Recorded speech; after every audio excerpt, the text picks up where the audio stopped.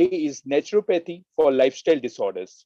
We have Dr. K.S. Kanwal and Dr. Amal S. Chandran, sir. So we take the pleasure to invite our host of the program, Dr. Pawan Sharma, sir, Professor V.K. Agnihotri, sir, Professor Madan Thangvelu, sir, and with due permission of Dr. Pawan Sharma, sir, may I now hand over the stage to Professor Madan Thangvelu, sir. Sir, you're welcome. Jayesh ji, namaskar. Namaste. Thank you so much for bringing us all together today to the 360th webinar on this platform. And I want to start off by sharing my screen very quickly. And this is the news that we want to share with everybody today. That we now have, the platform has arrived at a world record, international record, maximum international webinars conducted on YouTube by an individual. And we are delighted that with the effort of Pawanji, we have managed to get this far. So congrats, Pawanji, for your hard work, for keeping us all together today and bringing such name and fame to yourself, to West Bengal, to Calcutta, to the whole area of education across the web. And so with that, I start our day today. Thanks once again to all of the team here. There's a big team behind Pawanji, Professor Agnihotri from Uttarakhand, Jayesh there from Calcutta, and I don't see today Domaji, who's here with us always, and so many other senior people who are here who have held this platform together. And together with Pawanji's energy, we have achieved this milestone. And as Pawanji, he's not here with us today, but I can see he's on the screen. He is in Bhopal today for a national gathering of Vishwa Ayurveda Parishad. And hoping that after this meeting in Bhopal, you will bring some new energy into our activities, Pawanji, so that you connect with more people, you can share today's big news with people about the international record.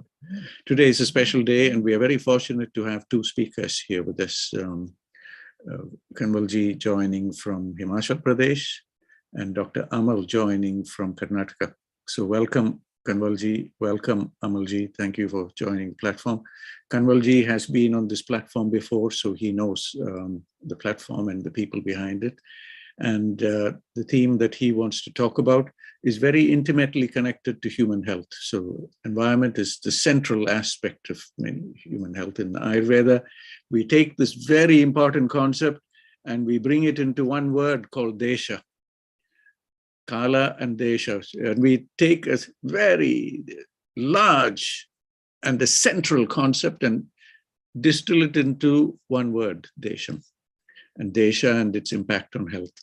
And it is central to understanding this. We must take that word from the Vedic knowledge, sciences, and then expand it and expand it and expand it to understand all the intricacies of that one word. And hopefully the two speakers today will give us insights into how they understand these areas. And me, I'm seated here in Cambridge in UK. And here, Cambridge and the UK, there are 4 nations here connected with the United Kingdom, England, Scotland, Wales, and Northern Ireland. They all have different weathers and climates and lands. And we can see, even in the small nation, the differences. When we go into other parts of the world, we can see even more. Into other parts of Europe, we see these differences even more. And as far as policymakers are concerned, this is appreciated in the governments here in Europe. And if I can share one screen, I just want to show how Europe appreciates all of these areas. And the first website I want to show is here from what is called the Rural, Mountainous and Remote Areas, abbreviated into RUMRA, R-U-M-R-A. and their mandate. Kanwalji is sitting in lovely Himachal Pradesh, and I would like Kanwalji just to look at this aspect here.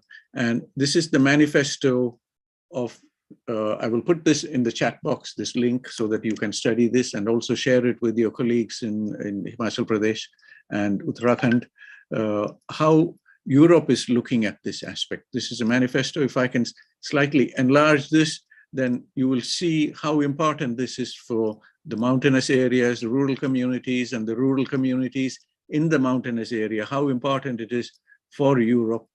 I look at this last part here. If my screen will just open up a little more, you will see how important this aspect is. Bear with me. Bear with me. Okay, here we are. The statistics here is fascinating in that the rural area and the mountainous area makes a very, very important part of the European community. There are lessons for Himachal Pradesh, Uttarakhand from watching what is happening in Europe. And what we are pointing to today is how we can integrate that into a health formula for the future. And the narrative, India has strengths because we have our ancient systems of medicine. And that ancient system of medicine connects health and the environment so beautifully that our understanding of this interconnection is so well appreciated. And I urge all of you to look at this area and see if you can understand this last bit I'm reading here. Rural, mountainous, and remote areas constitute 80%. Why is this not opening up? Okay, let me open, see if I can maximize the size. No, it's not active while I'm trying this, but it says 80% of the European Union's territory is either rural, mountainous, and remote areas. And very large proportion, 47% of the population, 57% of the population live in these areas. And 46% of the gross value added comes from these areas. So that is on one side. On the second side is health-related aspects. And that health-related aspects and the connections that we are trying to make today. We will hear about it from Amalji. And we start off with perspectives from the mountainous area of Himachal, from Kanwalji. Thank you, Kanwalji, for joining. We look forward to your presentation, learning from this. And while the chat progresses, there'll be a lot of information in the chat box. People who are joining us on YouTube will not be able to see what is going on in the chat box. There's a lot of information that's there. I hope all this is preserved. And if you ask questions, those who are on YouTube, watching us live on YouTube, please ask questions, share it with the platform, and we will send you whatever information you need. So with those few words, I open up. As we come into the question answers and the discussions, we will have more time to engage on these matters. Kanwalji, thank you again for joining us. The floor is yours. Namaskar ji. Namaskar, Hari Om. Yeah. Hari Om. Namaskar. Thank you so much, Professor Madanji, and especially Professor Dr. Pawan Sharma for giving me opportunity once again for sharing my experiences, for sharing my knowledge in this very reputed, very renowned platform.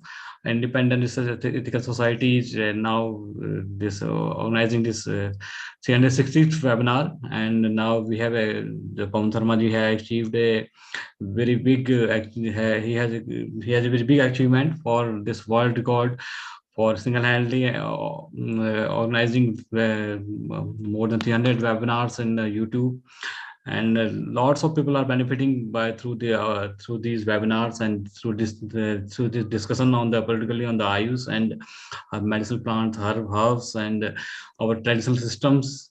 So now today is the World Earth Day. So I would like to congratulate each and everyone on this Earth Day.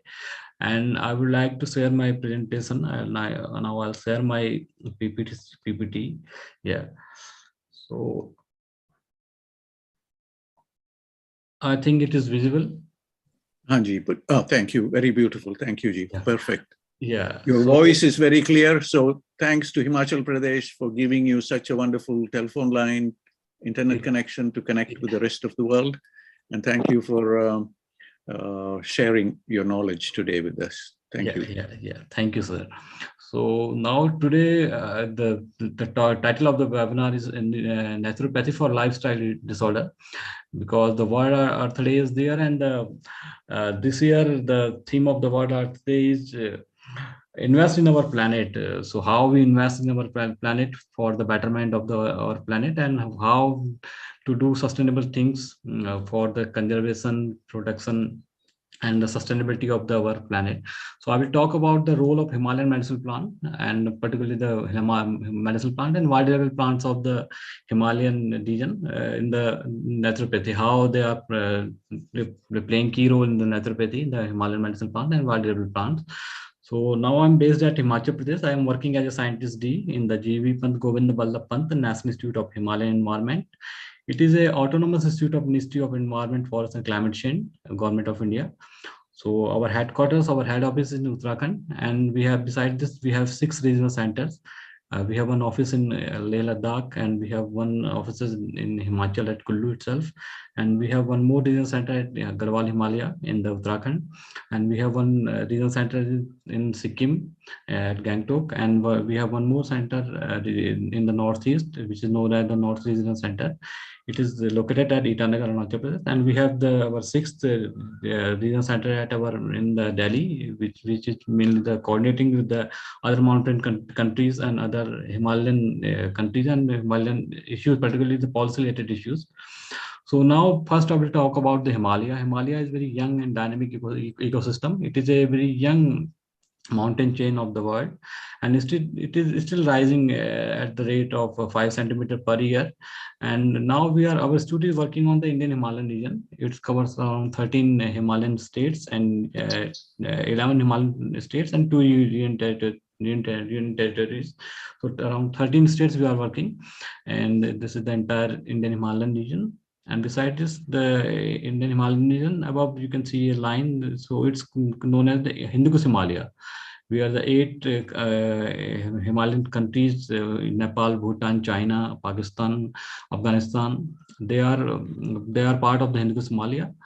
And the total length of the Indian Himalayan region is around 300 kilometers, and 200 to 300 kilometer width is of the Himalayan region. And the very rich and very unique ecosystem is here, very diverse, very complex and very fragile ecosystem of the Himalayan region.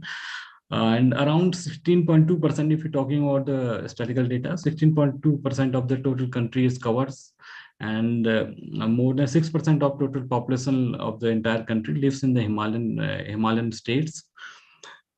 Yeah.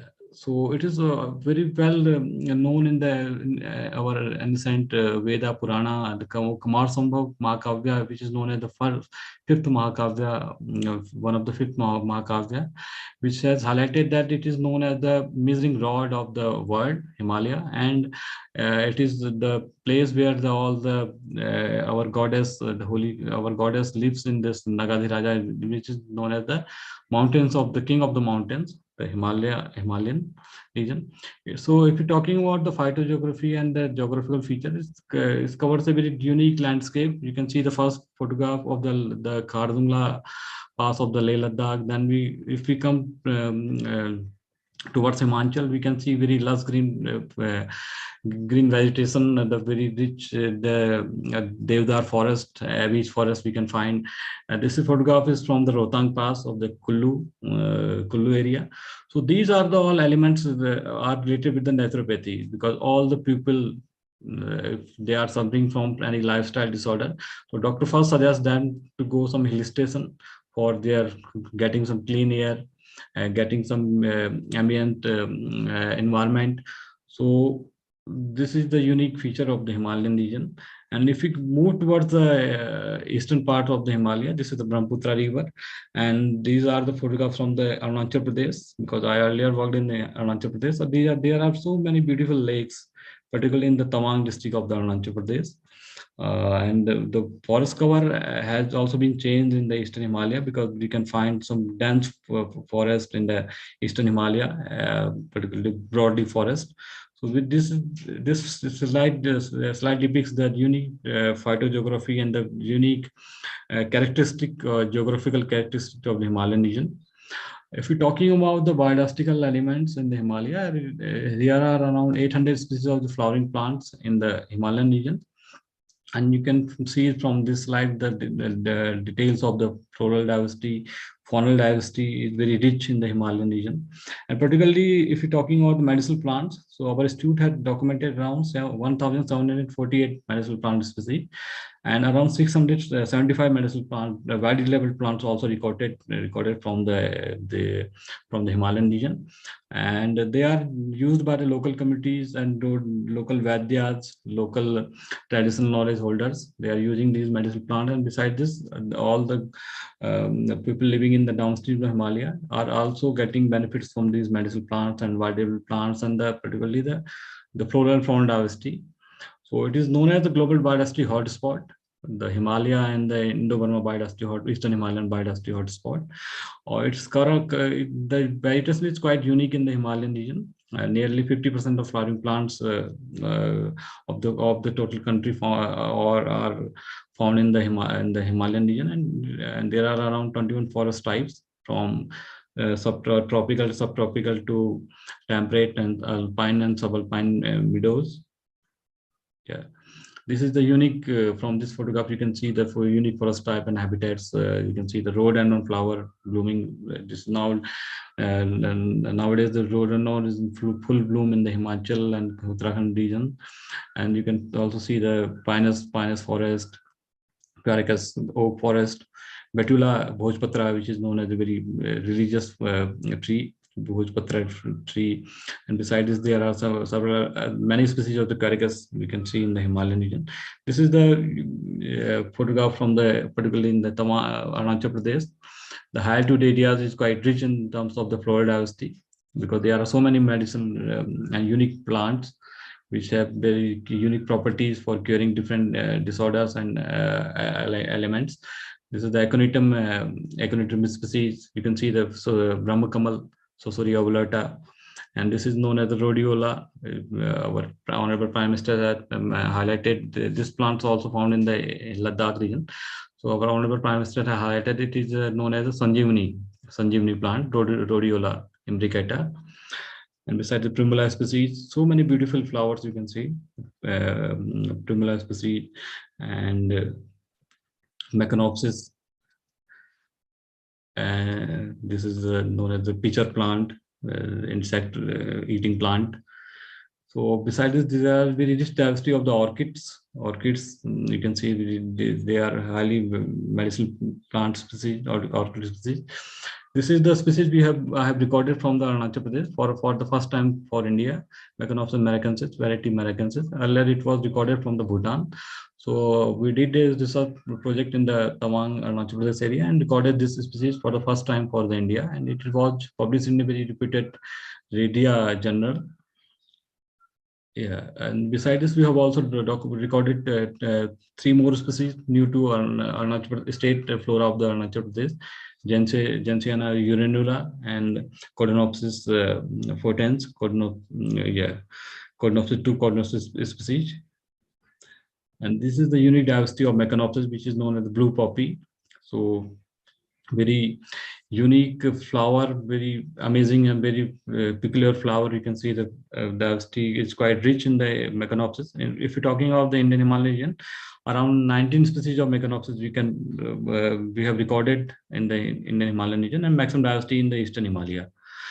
So if you're talking about the cultural diversity is quite rich in the Himalayan region, particularly in the eastern part of the Himalaya. We are around more than 300 tribal communities are living, and they are living in the very close association with the forest and forest resources. So they are using different forest product like non-timber forest products such as the bamboo, medicinal plants, biodegradable plants.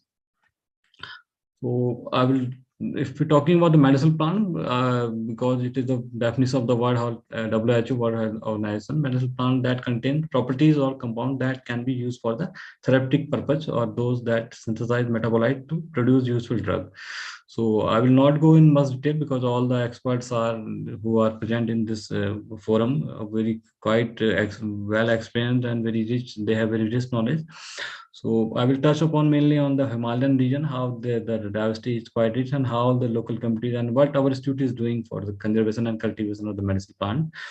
So WHO estimated that 80% of people of the worldwide relied on the medicinal plants, herbal medicinal plant, because they have very less side effect, and they have the maximum. The people are getting maximum health benefit from the medicinal plant. And yeah, this is the total floral diversity, medicinal plant diversity, more than 7,500. Yeah, more than 7,500 medicinal plants found in the Himalayan region, and out of 18,000 species recorded from the India of the plants. And as far as the Himalayan region concerned, there are the very special plants which are found on the Himalayan region and the northern part of the world. And yeah, so if we're talking about the naturopathy is a science related with the curing with the help of nature, because naturopathy believes that the better health begins with the nature, and the people who are have the using the natural product will get the maximum health benefit. So Ayurveda, Unani, Siddha, homeopathic, different type of Ayush system are using different herbal plants, medicinal plants, and plant-based product for the treatment of the various diseases. So particularly in the last 2-3 years, last 2.5 years, we have faced this COVID-19 problem, and in that scenario, the medicinal plant played a very key role. And we have used different kadhas, different herbal extract, different herbal plants, particularly giloy, ashwagandha. And if you're talking about in our home, we are using different home remedies for the curing of this COVID-19 and improving our immunity, such as this haldi, ginger, garlic, and so many other things. So many other medicinal herbs locally which are available in our home. Cinnamon, dalchini, we are drinking the tea of the dalchini. So these are the benefits of this herbal medicinal plants, particularly in the COVID scenario. And I would like to highlight that during that time, the Ayush Ministry, Ayush Mantralaya has launched a Ayush 64 medicine. In that medicine, it is a polyherbal drug from the Central Council of Research in Ayurvedic Science. They have developed this medicine, particularly for the treatment of mild to moderate COVID-19. In that medicine, particularly 2 species, Kutki Picoraja Kuruva and Sarsa Chirata. There are 4, they have used the 4 plants, Saptaparni, Kuberkaska, and Skutki and Chiraita. So these 2 plants only found in the Himalayan region, Picoraja Kuruva and Sarsa Chirata. We are working on this Picoraja Kuruva and Sarsa Chirata. Very large scale cultivation we are doing with the help of the farmers of the Himachal Pradesh and in the Uttarakhand also. So this Ayush 64 medicine has played a very key role for the treatment of the COVID-19. So these are some facts about the medicinal plant. Powerful in they are very powerful ingredient, very low production of the cost, and very less side effect, better management, and affordable source of livelihood of the local community, particularly in the remote areas where the resources are very limited. So people can cultivate those plants for their livelihood benefit. So pharmaceutical in one sector, and besides this, cosmeceutical, nutraceutical, probiotics, functional food, they are emerging areas of the plant-based product are being used in those areas. And the market, if we're talking about the market capitalization, it is quite the market projection is quite rising. It will become the 5 trillion business by 2050 in the coming 2050. And this is just you can see some stats related with the functional food, nutraceutical, pharmaceutical, and cosmeceutical data related with the economical data. So besides this, there are some challenges also what we are facing at here for the if we are doing the cultivation, propagation, and large scale marketing, value chain development of these medicinal plant. There are some limited lack of suitable propagation practices, good agricultural practices lacking, good quality planting material is not getting, the farmers are not getting good quality planting material, and the Himalayan medicinal plant very long gestation period. It will take around 2 to 3 years, sometimes 4 years, and so we have identified these issues, and for addressing these issues, so we have increasing the cluster-based cultivation in the farmers field, and sustainable harvesting protocol we have also developed for the limited collection from the wild, and promoting the cultivation of certain species, so that we can release some certain species from the red data book, and supporting the so we are promoting the cultivation and creating awareness among the community for the conservation of medicinal plant, particularly Himalayan medicinal plants. So this is data from the NMPB, as NMPB has recorded around 960 tradable medicinal plants from the entire India, and around 178 species. The demand is more than 100 metric ton. So in that 178 plant species, particularly the Sachirata, Acrocalamus, Rubia cordifolia, Barbarissae strata, Picro rajakurua, Nardosecha grandiflora, Aconitum heterophyllum, they are comes from the Himalayan region. And the demand is quite high of these plants. Mainly they are collected from the wild, because the cultivation very limited, and committee have also some rights for the collection from the wild. So more pressure in the wild area, for the collection of these wild medicinal plants. So these are some photographs. You can see some photographs of this Trillium aconitum, Podophyllum Bankakri, vision on the Bankakri, so Costus Kuth, and Rheum species Picrojakurua. These are some Himalayan medicinal plants, which is very high economic value, as well as very unique properties for the curing different diseases. Yeah.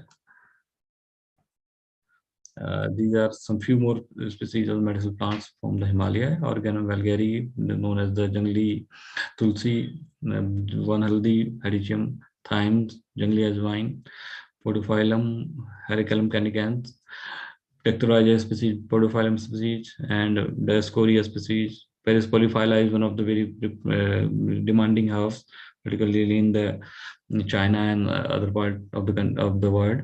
Aconitum heterophyllum, we are working on this medicinal plant. It is very known as the patis or ativis medicinal plant in the Ayurveda, and it is mainly used. It is mainly used for the antipyretic and this anti-venom properties and anti-inflammatory properties. Besides, it has some property of the anti-cancer properties. And the market cost of this plant is quite high. The selling price is around 8,400 rupees per kg of the dry root is selling in the market. This is one of the most Angelica glauca is one of the important species of the Himalayan region, which is known as Chora and Gadrain in the Himalaya, and it is mainly used for the gastrointestinal problem and cardiac problems. And besides this, it is also used for the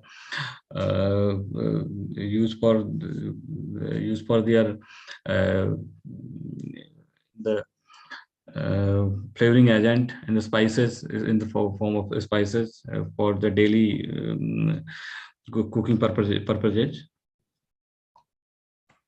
Yeah, Podophyllum is one of the important medicinal plant, which is having some anti-cancer properties, and the demand is quite high of this medicinal plant in the market. Besides this, Chirata is one of the medicinal plants, and which is used for the immune. It has some it is used for the immune moderate. It has immune moderate properties, fever and skin disease treatment. And this ashwagandha is very well-known medicinal plants used for different medicinal purposes. Spendis mucorosi, the Rita plant. Diascorea deltoides is one of the important plant of the Himalayan region. So Surya costa is known as a Kut, which is only found in the Trans-Himalayan region, particularly in Leh Ladakh and the Lahore-Spiti Valley of Himachal Pradesh. Polygonatum verticillum, known as the Salam Misri, one of the Ashtavarga plant, Polygonatum. Aticum lapa is one of the species. Virginia stachyi, Pasan Bhed, which is known as the kidney and liver stone kidney stone treatment. It is being used by the local communities also. Aloe vera is known the Aloe vera barbadense, and Taxus baccata is one of the rare species of the Himalayan region, which is facing threat. So besides this, there are so many edible plants of the Himalayan region. Morpilla esculenta, Berberis lycium, Rhododendron arboreum, Marica esculenta, Ficus palmata, those oxalis species, Rubus ellipticus. These are the very rich and very unique vitamins and vitamin minerals and proteins we are getting from these different valuable plants. The different products, squash, juice are of the rhododendron are being sold in the market, and this is one of the interesting species of the Himachal, Daplegium esculentum, which is found in the Himachal and Uttarakhand. It is locally known as the lingri plant, and it has very rich protein content. And beside this, you can see the protein contains around 52%, carbohydrate around 28%. So local communities is preparing the vegetables of this plant, and beside this, pickles is quite in demand in the Kullu and Himachal area of this particular species. The selling price of this Kullu pickle around this lingri pickle is around 300 to 500 rupees per kg. So it is one of the livelihood option for the local community also. And the raw vegetables they sell around, the local vendors sell around 40 to 60 rupees per kg and during the rainy season. So it has some livelihood potential also. These species have so we need some value addition, value development of these plants. But besides this, if we're talking about the threats, there are the overharvesting, unsustainable collection, increasing biotic pressure, and habitat destruction is happening, and the emerging threat is climate change. Climate change is also affecting the diversity and distribution of this medicinal plant. Particularly, if you see in the picture, the Cordyceps sinensis, Yarsa gambu is only found in the Himachal and the Uttarakhand and the alpine areas of the Himalayan region. So these species are facing threat due to overharvesting and unsustainable harvesting from the Himalaya. This is the picture of the road, the Taxus baccata from Himachal. So it was earlier used by local communities for the preparation of different tea, and it is the one anti-cancerous drug Taxol is prepared from the bark and leaf of this plant. So unsustainable harvesting of these plants had degraded this plant in the wild due to this uncontrolled collection of these species. So we are promoting the sustainable harvesting, what to harvest, when to harvest, and how to harvest, how much we need to harvest, and what kind of quantity we need to harvest. So we have developed a system framework for this, and we have developed a detailed booklet on this sustainable harvesting protocol of the medicinal plants. So we are working on the protocol in the Picrogy Kuruva. These are our farmers' field. We are around 15 beagle and our farmers are cultivated in the Kullu area, this medicinal herb. And he's getting around 15 to 16 lakhs per annum from the sale of this medicinal Picrogy Kuruva plant. So different herb products are available in the market, particularly the powder in the form of the powder. Herbal teas are quite in demand after the COVID-19 happened. So people are demanding the tulsi and kutki tea is used for cleansing purpose, and herbal tea, different various products, powder, capsules. Different companies are selling this plant. So we have developed a genetic resource center for the conservation of Picrogy Kuruva, Rubia cordifolia, Psychosomatic and Grandiculora at our institute for the conservation of these rare species. Besides this, we are also developed some technical manuals and all field demonstration and provided the good quality planting material to the farmers for the cultivation of this Psychosomatic and Picrogy Kuruva in different parts of the Himachal. So AYUSH Raita is also very well-known medicinal plant, and with the help of the Jandu Pharmaceutical and Imami, we are implementing this project at Himachal, because all the dependency of this AYUSH Raita is mainly from the Nepal. We are getting this from Nepal and some part of the Sikkim. So we are trying to develop the value chain of this AYUSH Raita at here. So we have done different trials, different experiment in our laboratory, and now we are doing the large-scale cultivation of this plant. So this is the total scenario, how we did the hormone treatment, then trials at our nursery, and then ultimately we are transferring the quality planting material to farmers for the cultivation and for the livelihood generation. These are the sites of our farmers where they are cultivating the AYUSH Raita species. For this, we are organizing different training program, awareness program for the farmers, and when giving them knowledge about the how to conserve this medicinal plant and how to cultivate this medicinal plant and how much benefit they will get from this medicinal plant cultivation. And besides this, we are also documenting different traditional knowledge of the local communities on the medicinal plant. We are inviting different knowledge holders, different Vaidyas of the local Vaidyas for sharing their knowledge in different forums. These are the sites of Kudki cultivation and AYUSH Raita cultivation in our farmers' land in the Himachal Pradesh. So these are the quality planting material of AYUSH Raita. Sosuriya Lapa, we are also working on the Sosuriya Lapa because the oil is quite in the rich demand of this species, particularly in the rheumatic pain it is used. And these are some photographs of our farmers field where they are cultivating this Sosuriya costus. It is a very threatened species and it comes under Wildlife Protection Act. So with the help of Forest Department, we are doing this, and besides this, we are giving them training about how to post harvest, how to manage the harvested crop in the proper packaging, proper storage is required. So we are giving the full training to them, and we are also doing the trials of this Texas baccata species, Texas contuta species, for their large-scale multiplication. This well-known medicinal plant used for the cancer treatment, and besides it, it's also used in the Unani and other system for the preparation of different drugs. These are some trials with the help of the State Forest Department. We have raised around 27,000 plants of this Texas contuta species at Himachal, and we are also doing this cultivation with the help of the local communities, different plantation program, and different parts of the Himachal and Uttarakhand. We have also developed a herbal garden for the conservation and cultivation, ex-situ conservation of the medicinal plant, and also developing disseminating this knowledge about among younger generation, because they know about they will know about what the rich diversity we have in the Himalaya and the India about the medicinal plant, and developing different herbal gardens. We have developed around at present 3 herbal gardens at that Kullu during last 1 year, and we have developed different agro techniques, technical manual, sustainable harvesting protocol booklets for the conservation and cultivation of the medicinal plants in the Trans-Himalayan region and as well as the Western Himalayan region. So if we're talking about coming to conclusion, we are promoting the medicinal plant conservation and cultivation. For creating more awareness is required among the different stakeholders, supply of quality planting material with the help of with the industry.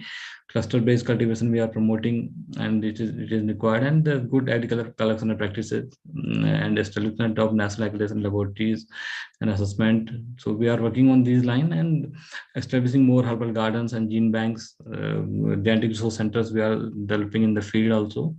So because we need to connect with the nature, so that we need to respect the nature, and that is the main thing. So our celebration of any International Earth Day, Environment Day, Biodiversity Day, we need to aware as much as stakeholders, as much as local community, younger generation, and particularly and also the policymakers about the conservation and sustainability of our environment and our well-being of our people and the planet. So this is from my end. You can see my contact details at here. So if you have any query, question, you can feel free to ask me.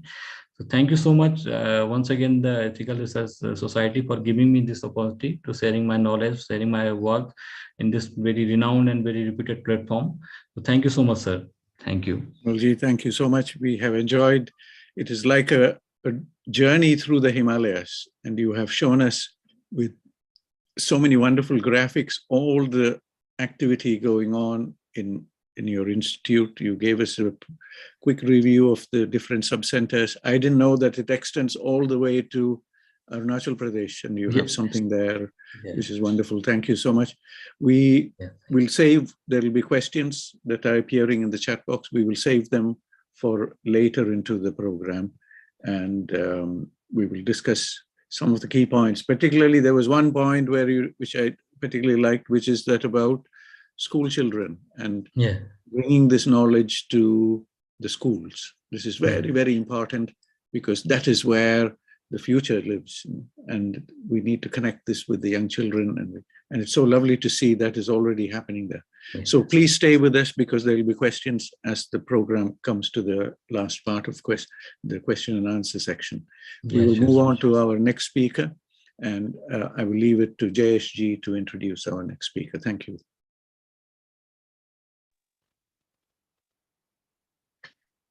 Thank you, sir. Thank you, JSG. Indeed a wonderful session, and we have lots of things to learn and know. And as we know that our program is live in YouTube channel of Independent Research Ethics Society. So without not taking more time, let me introduce the next speaker of our day. We have with us Dr. Amal S. Chandran, sir. Dr. Amal is Assistant Professor in Department of Swasthya in Sri BMK Ayurveda Mahavidyalaya, Belgaum. So let me welcome sir for his presentation. Yes, sir, it's full, and you can begin. The floor is yours. Thank you so much for joining us today. Your screen, we can see your screen. We want to hear your voice too, whether we can we hear you? The floor is yours, Amalji. Thank you so much. We want to see how, having heard what is happening in Himachal Pradesh, and the herbs and the different programs that are going on, mass multiplication, conservation of biodiversity, and very, very special plants, including one that is used in Ayush 64. We want to hear your views, and we know there is a lot of excellent work going on in Karnataka, in Belgavi, in Hassan, in Udupi, and all these places. We want to see how we can bring this together now, and we await your presentation. Thank you for joining us today. Namaskar. Thank you, sir. Thank you, Madan Tankavel, sir. And first of all, I would like to thank Dr. Pawan Kumar Sharma, sir, Professor Vineet Agnihotri, sir, Professor Vishnu, sir, and the presenter who has presented just before me, Dr. K.S. Kanwal, sir. And first of all, congratulations to you, sir, for your nice presentation. And at the onset, I would like to congratulate first Independent Research Ethics Society and Pawan sir for completing 300 plus webinars in YouTube. Congratulations to you, sir. And I'm very thankful to you, sir, for giving me an opportunity to share my thoughts about naturopathy for lifestyle disorders in this particular webinar. And shall I start, sir? We can see you. Yes, please continue. Yes, sir. So myself, Dr. Amal, I'm working as assistant professor in the Department of Swasthya in KLE Sri BMK Ayurveda Mahavidyalaya. Now moving on to the non-communicable disease or the lifestyle diseases. So lifestyle diseases and naturopathy, because naturopathy is a way of life. What I think is naturopathy is itself a way of life. So if you follow the naturopathic lifestyles, along with our Ayurveda lifestyles, it will be more than sufficient to cure or to combat the non-communicable disease or the lifestyle diseases. As you all know that the non-communicable diseases are known as chronic diseases and are medical conditions that are associated with long durations and having a slow progress. People might not be knowing that they will be developing these sort of diseases. The most common disease, the cause for these problems is the lifestyle only. And the most NCDs are non-infectious and are a result of several factors, which includes the genetic makeup, the physiology, the behavioral, and the environmental factors. And according to the WHO, the NCDs are the leading cause of death worldwide, highest for 71% of the total number of deaths each year. The top 4 killers among the NCDs with the highest number of deaths are the cardiovascular diseases, which accounts for 17.9 million deaths annually, and the followed by cancers, respiratory diseases, and diabetes. However, the term of NCDs has been extended to cover a wide range of health problems such as hepatic, renal, gastroenterological diseases, endocrine disorders, hematological disorders, and even neurological disorders. The main cause of all these are there are many risk factors that contribute for the occurrence of this lifestyle disease. As you all know that the major one is the unhealthy diet, the lack of physical activity, that most of us are nowadays sedentary in nature, and the use of this tobacco and alcohol. See, all these things can be prevented. So now we will see a science which have advocated us to lead a natural way of life through which we can combat the non-communicable diseases.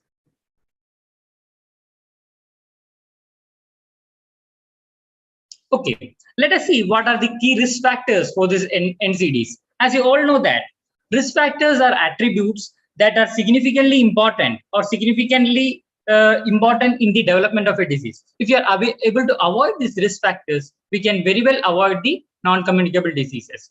So major risk factors, we can classify them into modifiable and non-modifiable one. Non-modifiable one, that is not in our hands. On the other hand, modifiable things that are in our hands only. So we can concentrate on these things which can be modified, like the high blood pressure that is caused due to the intake of the excess salt, the smoking habits, the diabetes, physical inactivity, obesity, high blood cholesterol, and there are some other non-modifiable factors like that are not in our hands, like age, gender, genetic makeup, race, ethnicity. Although there are modifiable factors that can be modified, and we can get rid of this menace that is accounting for almost 71% of the global deaths. But most of the people are quite aware also nowadays, but they are not putting into practice their things. See, most of the persons, India itself is considered as the diabetes capital, and India accounts for a major burden of diabetes. So these things can be avoided. And another important thing is physical inactivity. Nowadays, people are very reluctant to go out and have some games or indulging in some yogas and all those things. Though they are having enough time also, at times they don't have time also. We should find time to these things so that this non-communicable disease or the lifestyle diseases can be combated.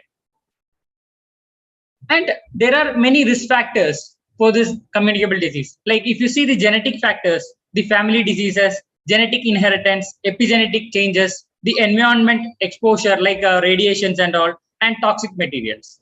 And if you see the environment, majorly the air pollution, weather changes, sunlight, all these acts as risk factors. The socio-demographical factors include age, gender, race, ethnicity, education, income. And the factors of self-management, like people are more like tobacco, even though before the films and all, everywhere it is statutory warning is there, tobacco causes cancer. Still, many people are using tobacco. Most of these are acting as risk factors for the development of the lifestyle diseases. Another thing is alcohol abuse and the lack of physical activity, person's weight, that is obviously obesity, and the food choice. Nowadays, people are choosing lots of foods that are like, if you see the KFCs, the Domino's, all these things. That also can act as risk factor for the development of these non-communicable diseases. And factors of medical conditions, certain medications, blood pressure, lipids, glucose, viruses, obesity, stress, all these act as risk factors for the development of non-communicable diseases. Okay, now coming to the another important thing that is just like a boom, complementary and alternative system of medicine. See, nowadays people are very well aware of the what are the systems that are available in the Ayurveda, like Ayurveda is there, Ayush system for that matter, and the use of this is also increasing day by day. And Several international studies have demonstrated this trend both in general population and in different population groups. Owing to this increase in the usage of traditional and complementary systems of therapies, the World Health Organization has developed a global strategy setting up the benchmarks in clinical practice of traditional and complementary therapies.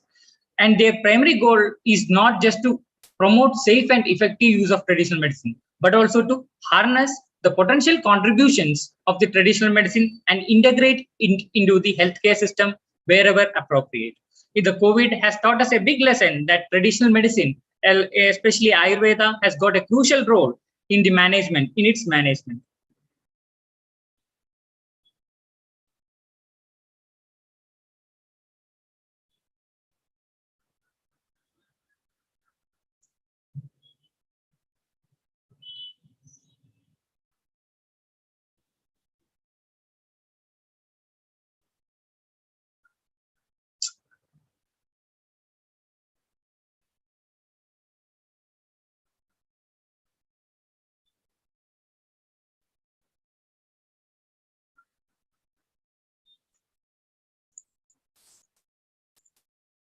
Now moving on to the basic, some technical issue was there. Sorry for the interruption. Now moving on to the basic concepts of nature cure. As you all know that nature is the best healer, and naturopathy mainly believes that nature can heal itself if chance is given. And naturopathy or nature cure is the adoption of nature's 5 most important elements, that is Panchamahabhutas like Prithvi, Up, Tejo, Vayu and Agasha, to cure the diseases that are afflicting the mankind. Now moving on to the definition of naturopathy. Naturopathy can be defined as a drugless, non-invasive, rational and evidence-based system of medicine imparting treatments with natural elements based on the theory of vitality, theory of toxemia, theory of self-healing capacity of the body and the principles of healthy living. All these points are very important in the case of lifestyle diseases. And yet another definition is there wherein it is stating that naturopathy is a system of man building in harmony with the nature's constructive principles of nature on the physical, mental, moral and spiritual planes of living. It has a great promotive, disease preventive and curative as well as restorative potential. And naturopathy medicine or natural medicine is an alternative medical system that focuses on natural remedies and the body's vital ability to heal and maintain itself. Now moving on to the key principles, there are basically, I have told that there are constructive principles and destructive principles. Constructive principles are that principles that builds up or improves and repairs, which makes for the perfect type, whose activity in nature as designated as evolutionary or constructive. Those which are having in constructive in nature, that is built up or improves or repairs, that we can call it as the constructive principle, that are always evolutionary in nature. Now moving on to the second principle, that is the destructive principle of nature. That means the principle which disintegrates or destroys, and these type of principles is designated as devolutionary or destructive. Now moving on to the health. If you see that health is a normal and harmonious vibration of the elements and forces composing the human entity on the physical, mental, moral and spiritual planes of being constructive principle and always feel perfectly well. These are the principles that are according to naturopathy. And nature's law. If you are obeying the nature's law, there is no less chance of getting these diseases. And if you are against the nature's law, if you are violating it, then there is chance of getting the disease. And we have to live according to the principles of nature. And the violation of the nature's laws includes breathing through the mouth instead of the nostrils, drinking impure water, eating flesh meat and other food not. So what happens if you are violating the nature's law? There'll be lowered vitality. Vitality can be equated to the ojas that is there in the body, or urja that you call in our Ayurvedic science, and abnormal, which the lowered vitality, which will lead to the abnormal composition of the blood and lymph, and that leads to the accumulation of the waste matter or the morbid materials and poisons. These conditions, what all things happens as a result of this, what will be called as disease. And the whole practice of the nature cure is based on these principles only. That is lowered vitality, which will lead to abnormal composition of blood and lymph and accumulation of morbid matter. So another thing is that nature cure does not believe in the specific cause of the disease and its specific treatment, but it takes into account the totality of the factors responsible for the disease. One's unnatural habits in terms of living, thinking, working, sleeping, relaxation, sexual indulgence, all this contributes to the occurrence of the disease. And even environmental factors also plays a crucial role in the occurrence of the disease.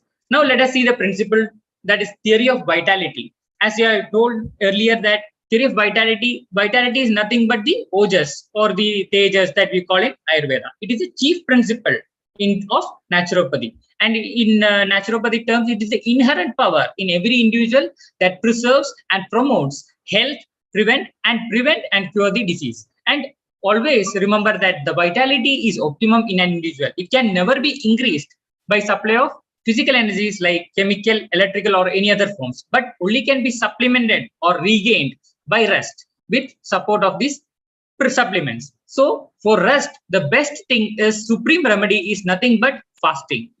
Fasting will be helpful in regaining the lost vitality and to cure the disease. Another important principle is theory of toxemia. So whatever disease that is happening is due to the toxins that are produced in the body. It may be either external, internal, or psychological in origin. And here the main difference is that the microorganisms are only secondary findings or byproducts of toxemia. Naturopathy doesn't believe in microorganisms. They are telling that it is like secondary findings, or they are the byproducts of toxins or toxemia. And toxins leads to the abdominal composition of the blood and lymph and damage the organs, leading to the acute and chronic diseases. And another important principle that I have told is that nature can cure itself if a chance is given. So that's a very important thing, that human body possesses inherent self-constructing and self-healing powers. And the acute diseases are the outcome of this self-healing process. That in a way we can tell that acute diseases are nothing but friends. And the body has the capacity to prevent itself from disease and regain the health. The role of naturopath or naturopathy is just to help the body in regaining back and fully developing its natural healing capacity. Now moving on to the disease. Disease itself is a process of healing. It is the effect of toxemia. The effort of vitality to eliminate the toxins, avoid the abnormal composition of the blood and lymph, repair any damage that has been caused due to the organs, and protect the body or the individual from the nature. In naturopathy, as I have told, patient is treated and not the disease. And disease is maybe due to any abnormal or inharmonious vibration of the elements and forces composing of the human entity on one or more planes, or being conformity with the destructive principles of nature applied to the individual's life. As I have told that earlier, there were two principles, constructive and destructive. The diseases are as a result of the destructive principles of nature. Now let us see how the disease is formed.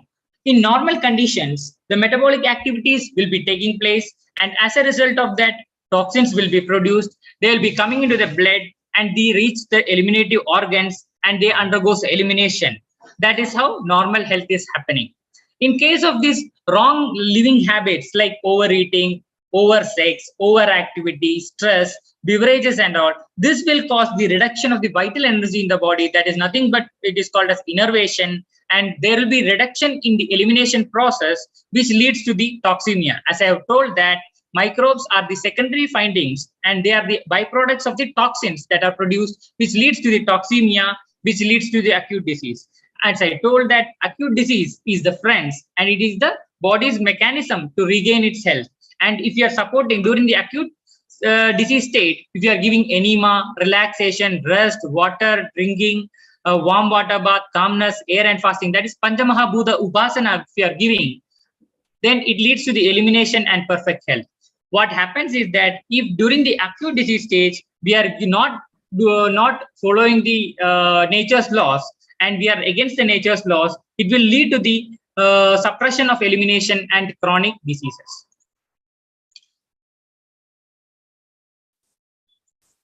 I do it. Okay, now moving to the another concept, that is psychosomatic diseases.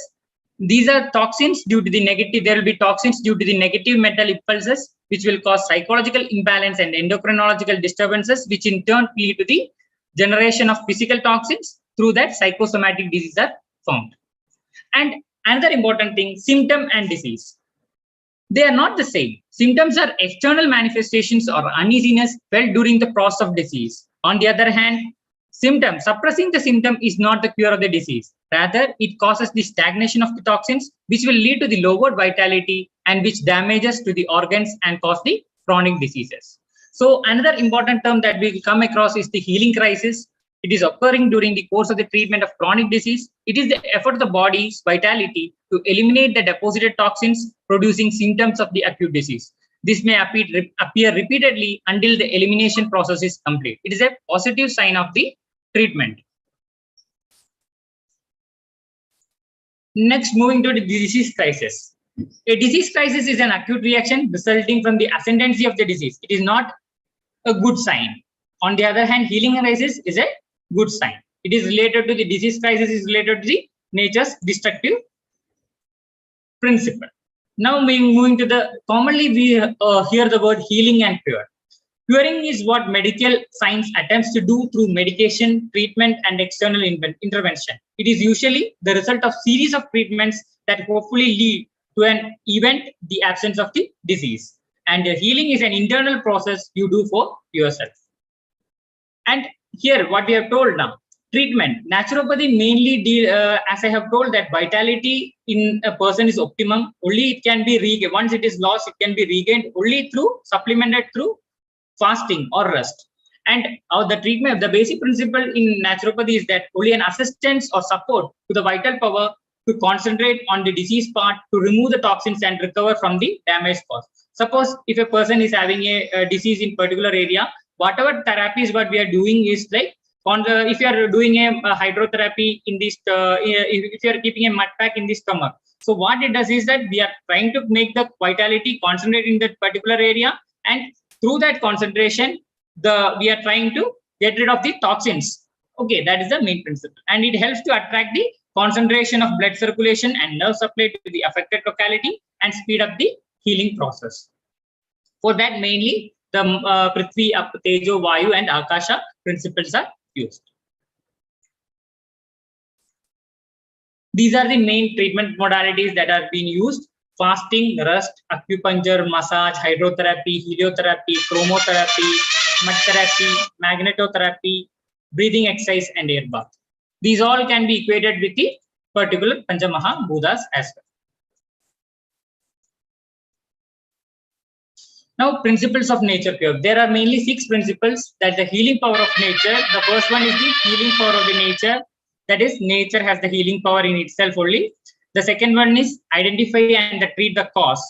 We have to identify and treat the cause. The third one is first do not harm. That is another principle. And doctor is always a teacher.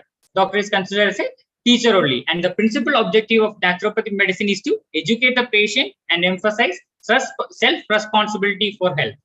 Naturopathy physicians also recognize and employ the therapeutic potential of the doctor-patient relationship and treat the patient as a whole, and prevention.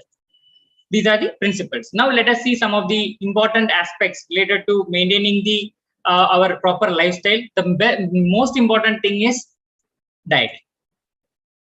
And naturopathy encourages that remaining in a diet should be containing 80% of alkaline and 20% of acidic substances.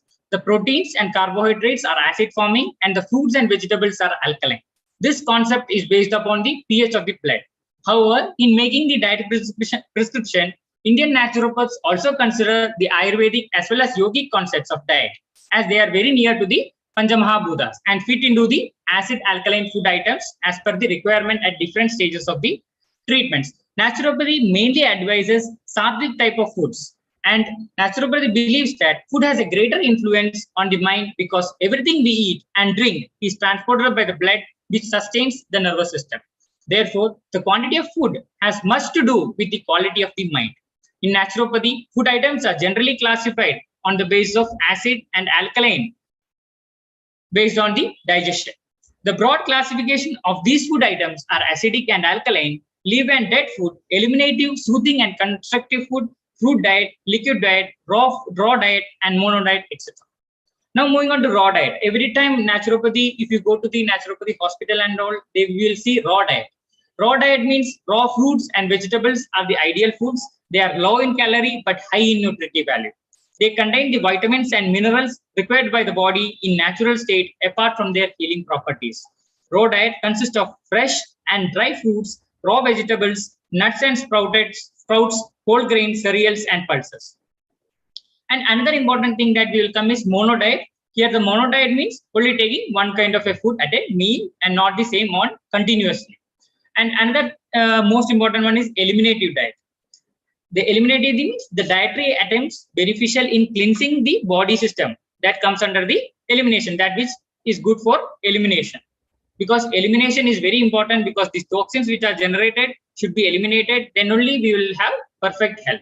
So during the first stage of the treatment, eliminative diet plan is to be followed, which encourages the detoxification of the body by eliminating the morbid matter and toxins from the system by way of activating the eliminative organs like kidneys, intestines. The eliminative diet is very fast, very near to the fasting procedure. Therefore, the food items like citric juices, lemon water, tender coconut water are generally prescribed as eliminative diet. It is also commonly known as cleansing diet.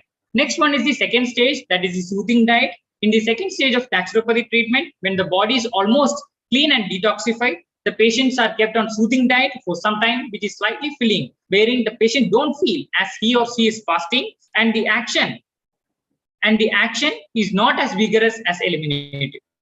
The food items in this phase generally consist of fruits, salads, boiled or steamed vegetables, sprouts, vegetable soups, buttermilk, wheat grains. Next another phase is the third phase is the constructive diet. In the third phase of the treatment, when the body is fully detoxified and the patient is free from the disease, he is prescribed constructive diet, where his new blood, lymph, and body cells are built up normally.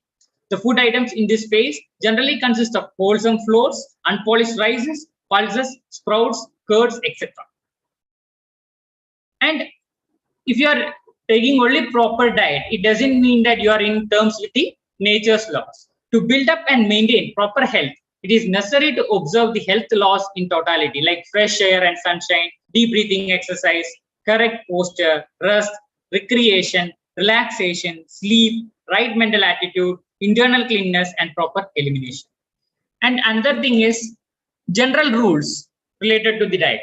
There are some golden rules to be followed by the persons who want to be healthy. In order to ensure the full benefits of mouth digestion, the starchy food should be thoroughly masticated and mixed saliva. This is another common thing that we are due to this busy schedule, people will not be able to find time to chewing and all. They will eat fast. This is against the laws of nature.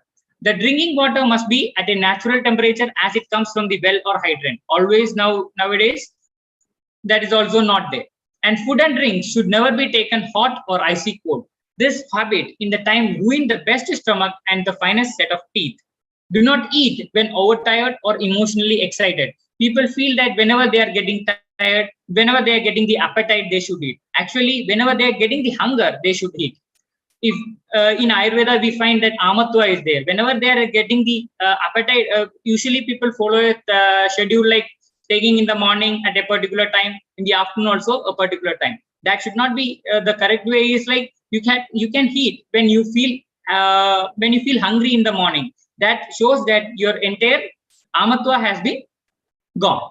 And do not eat the heavy meal of the day between the working hours. White bread and pastry should be avoided altogether or used very sparingly. And green vegetables, which are the most beneficial ones, when eaten raw with a dressing of lemon juice, is advisable. Fruits and vegetables, which are rich in mineral salts in the live organic form, and therefore the addition of inorganic mineral like table salt is not only superfluous but positively harmful. So you have to use table salt and all judiciously. And after the vegetables are thoroughly washed and prepared, place them in the cooking vessel, adding only enough boiling water to keep them away from burning, and cover the vessel with the lid and let the steam slowly into their own juices. And the leafy vegetables like spinach, detox, etc. contain enough water for their own steaming. If placed in a vessel over a slow fire, enough juice will gather in a few moments to prevent burning. And cook all vegetables only as long as required to make them soft enough for easy mastication. And do not throw away a drop of water in which vegetables have been cooked. Use whatever is left for making soups and sausages. These are just few more important rules which is strictly followed will soon improve the digestion and ensure better elimination from free movements of the bowels. And there are some foods like that should be avoided, like tobacco in any form, coffee, tea, overuse of salt, alcohols and drinks, white sugar, fine flours, maida and its products, biscuits, sweets, puris and ice creams. And all processed, refined, tinned, preserved and chemically prepared factory food should be avoided. All foods kept overnight, egg, fish, meat, fried food, polished rice, condiments and pickles, all garden and farm products with pesticides and disinfectants. These are to be avoided. And similarly, they have told also which are to be taken, all green fresh vegetables like all types of gourds, beetroot, carrot, cucumber, spinach, radish, tomato, cereals, unpolished rice, sweets, honey and jaggery can be taken, sprouts like moong dal, methi, wheat, groundnut, etc., dry fruits like dates, fig, raisin, fresh fruits, all which are having in seasonal can be taken, juices which are seasonal, fresh juice of pineapple or orange, carrot, all seasonal fruits juices also can be taken. Soups, vegetable soups are preferred. Lemon water, coconut water can also be taken along with buttermilk.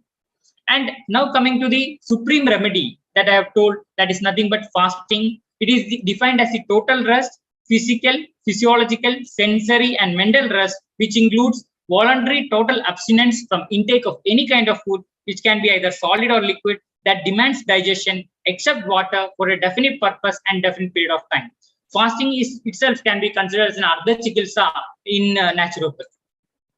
And it is considered as supreme remedy for all diseases. And here it is total abstinence from intake of any type of solid or liquid food, which demands for digestion. Only water, for hardly tender coconut water or honey water with lemon juice is provided. What happens is it provides ample rest and relaxation to the whole body and mind so that the vitality can be left free to concentrate upon elimination of toxins and repair of the damages. What happens during the fasting nowadays is that people tend to observe fasting and they will watch TV and other things. Here, we are not leaving the vitality free. For that, we have to be free. We should not avoid any other activity. We should keep our mind calm and relaxed. See, fasting has got many benefits, like it limits inflammation, it is improves circulating glucose and lipids level, reduces BP, helps prevent type 2 diabetes, improves metabolic efficiency and body composition, causes significant reduction in the body weight, that is burns fats, increase the mental clarity, cardioprotective, insulin sensitivity, reduce LDLs and total cholesterol level, and what all not. And another important therapy is chromotherapy, wherein light colors are utilized for the various treatment purposes. And each wavelength is having different actions also. Like each color differentiates from light, has its own specific energy and its own healing power. Like just as a rainbow having 7 colors, the colors and their energies are believed to resonate with the 7 healing chakras that are there in the body. These healing chakras are also known as the prominent energy centers of the body. It is believed that a healthy balance of the resonating energies bring good health and well-being of the individual. And if you see that, color therapy believes that diabetes usually occurs due to the deficiency of 2 specific colors in our body, that are orange and yellow. And lemon yellow is considered as a color of the pancreas, and it is also believed that to be a stimulant of the nervous system, spleen, and also the liver. The color holds importance in color therapy to treat lifestyle diseases like diabetes. It also helps to relieve indigestion. Orange color, on the other hand, is also found to be immensely useful in constraining symptoms of diabetes. Effective use of such colors are planned in color therapy to treat lifestyle diseases. Another important color, that is blue. Blue is another important color which is having cooling and anti-inflammatory color and helps in arresting the bleeding in the wounds. Blue is also having soothing effects that brings serenity in our lives. Therefore, it is gradually slows down the pulse and helps to maintain the blood pressure. The color therapy uses blue to treat lifestyle diseases like high blood pressure. Blue also effectively reduces the BP, as well as it brings back to the normal and treats symptoms of insomnia. The color blue is also said to work well in suppressing the appetite of an individual. And red light has been shown to be effective in the treatment of cancer and constipation and also in healing the wounds. Another important therapy is hydrotherapy, which is also having a very vast potential in the management of lifestyle disorders. For example, sulfur-rich water inhalations improve mucociliary clearance, reduce inflammatory cytokines production and inflammatory mucosal infiltration, reducing the elastase secretion by the neutrophils, preserving the elastic properties of the pulmonary interstitium and thus facilitating expectoration. And the repeated cold water stimulations in COPD also reduce frequent infections. And hydrotherapy or balneotherapy, when it is combined with, when hydrotherapy is combined with mud therapy, it also benefits in obesity control, which is one of the most difficult NCD factor, risk factor to modify. And as a conclusion, the main risk factors contributing to the lifestyle diseases involve unhealthy diets, physical activity, tobacco use, and alcohol misuse. Naturopathy believes in treating the root cause of the disease and not just the symptoms. Disease is due to the abnormal or inharmonious vibrations of the elements and forces composing the human entity on one or more planes of being. And nature itself, which is considered the best healer, and following nature's rule is the best way to keep oneself healthy as well as to prevent diseases. Thank you. Amal, thank you so much for your I think it's the first time, or maybe one of the few times in which we had somebody present so clearly about naturopathy. So thank you so much for joining us today. I like particularly your elaboration of the two words that we've been discussing here recently about healing and cure. And you have elaborated that very, very nicely. And you have touched on many other points, particularly aspects of color therapy. We have had previously some discussions on this platform about Marma Chikitsa and Chakras and all these things. It's still an area that seems very controversial, but it looks like there is a big following there in our community. And I hope Pavanji will bring to the platform people from the National Institute for Naturopathy in Pune and other paths into our discussions. So I want to thank both the speakers for wonderful presentations today. And what normally happens now, Amalji, Kanwalji, is that we open the platform for discussions and questions from our participants here. I can see Pavanji has joined us from Bhopal. He's today in Bhopal. Pavanji, the floor is yours. Please tell us what is happening in Bhopal. Thank you, sir. Thank you all speakers. And Madan sir, Jayesh, really grateful. I am grateful. Today, sir, I am unfortunately appointed as judge of cultural program in Bhopal, Samyojanam. But nicely, sir, excellent. Salute to speakers and regards to you, sir. And really blessings to Jayesh ji. Thank you. Please tell us. I have to learn much more from you, sir. Please tell us a little more about what is happening in Bhopal with the Vishwa Ayurved Parishad. Here, Samyojanam, a national youth level program is organized by Vishwa Ayurved Parishad. Approximately 800 to 1,000 students and faculty. We have lost Pavanji briefly. Pavanji, we have lost your internet connection. Ramadas ji, thank you, Pavanji. Excellent program, sir. Here, excellent. I will send you the whole report of this program because this program is still continued.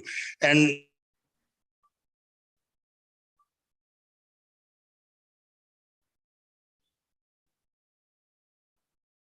Pavanji, we have lost you again. While you reconnect, I'm going to request Ramadas ji, who is here with us. Ramadas ji, namaskaram. Namaskaram, sir. Thank you for joining us today.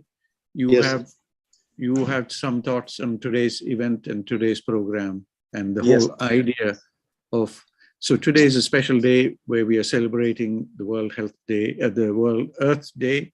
The first event was held in April 22, 1970. And this year, the theme of Earth Day is Invest in Our Planet. And the comments that are being made are very interesting. If I can just share the slide, Ramadas ji, just to give you a little focus on where we are, and just to focus on where we are today. This is where we are. This on the left hand is an amazing image that comes to us from our colleagues in Italy, and there is an old, presumably old Indian proverb here about the connection between Mother Earth, and it presents very nicely a very touching image of Mother Earth and how it gives rise to everything that we see in and around us. And the theme today, Invest in Our Planet, and it says this is the moment to change it all, the business climate, the political climate, and how we can take action on climate. And it seems like there is some thinking there. So that was the first point I wanted to share. The second point I wanted to share is a slightly more powerful point that connects to one of our freedom fighters, and the name of whose is here as the institute that is representing one of the speakers today, Govind Ballabh Pant. And Govind Ballabh Pant, GB, we abbreviated to GB Pant, and GB Pant is here. He was one of the few people awarded the Bharat Ratna, and he was born in Almora, in what is today Uttarakhand. And he later went on to become the 5th Minister of Home Affairs, 1st Chief Minister of Uttar Pradesh, 2nd Chief Minister of United Provinces, a very, very close association with the 1st President of India and other important leaders. And we are so happy that the Himalayan Institute, named after GB Pantji, is being represented today. And it is their kind of inspiration that has led to so many developments in early India. So we want to remember that for a moment, the life and times of a person who was so important for what we see today. In so many institutes are named after him. It says Govind Ballabh Pant Social Sciences Institute in Allahabad, Govind Ballabh Pant University of Agriculture Technology in Pantnagar in what is today Uttarakhand, the engineering colleges in Delhi, in Guwahati, in Uttarakhand, and now Environment Institute in India. So these are all things that are happening in the country, and it's wonderful that we can share information about these things on this platform. I wish to hear a little bit from Ramadas ji, who's joining us from Kollam. Ramadas ji, namaskar. Namaste, sir. Namaste, namaste, namaskar. About the environment and protection of the soil, protection of the quality of Panchamahabhutas, they're all very, very important. There is no doubt. There is no question about it. But as the population is increasing, as we are extracting the natural resources more than that which we need for many other purposes, everything is now under big trouble. Actually, now in Kerala, it is almost at the end of the Grishma Rudu. But now we are facing Varsha Rudu here, full of rain. Okay. So actually, Kerala was one of the states where the Rudus were in a perfect manner. We were enjoying it. Unfortunately, now the God's own country is very badly affected by the climatical changes. And once you go for the soil, very clear, as we are using more chemical fertility, the soil is losing its all properties. Okay, earthworm, rarely you can see now in our soil. So that is what is going on. How much we can work on it, it's a big question in front of us, because the need of agricultural product is increasing.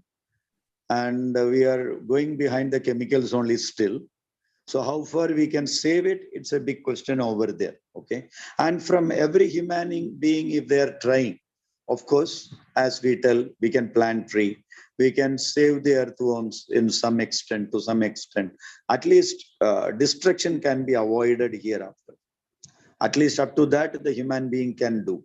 Whatever we have it distracted, reconstituting it is a very tough task. I think it's not very easy task, because we have done such a big damage for the nature because of our selfishness.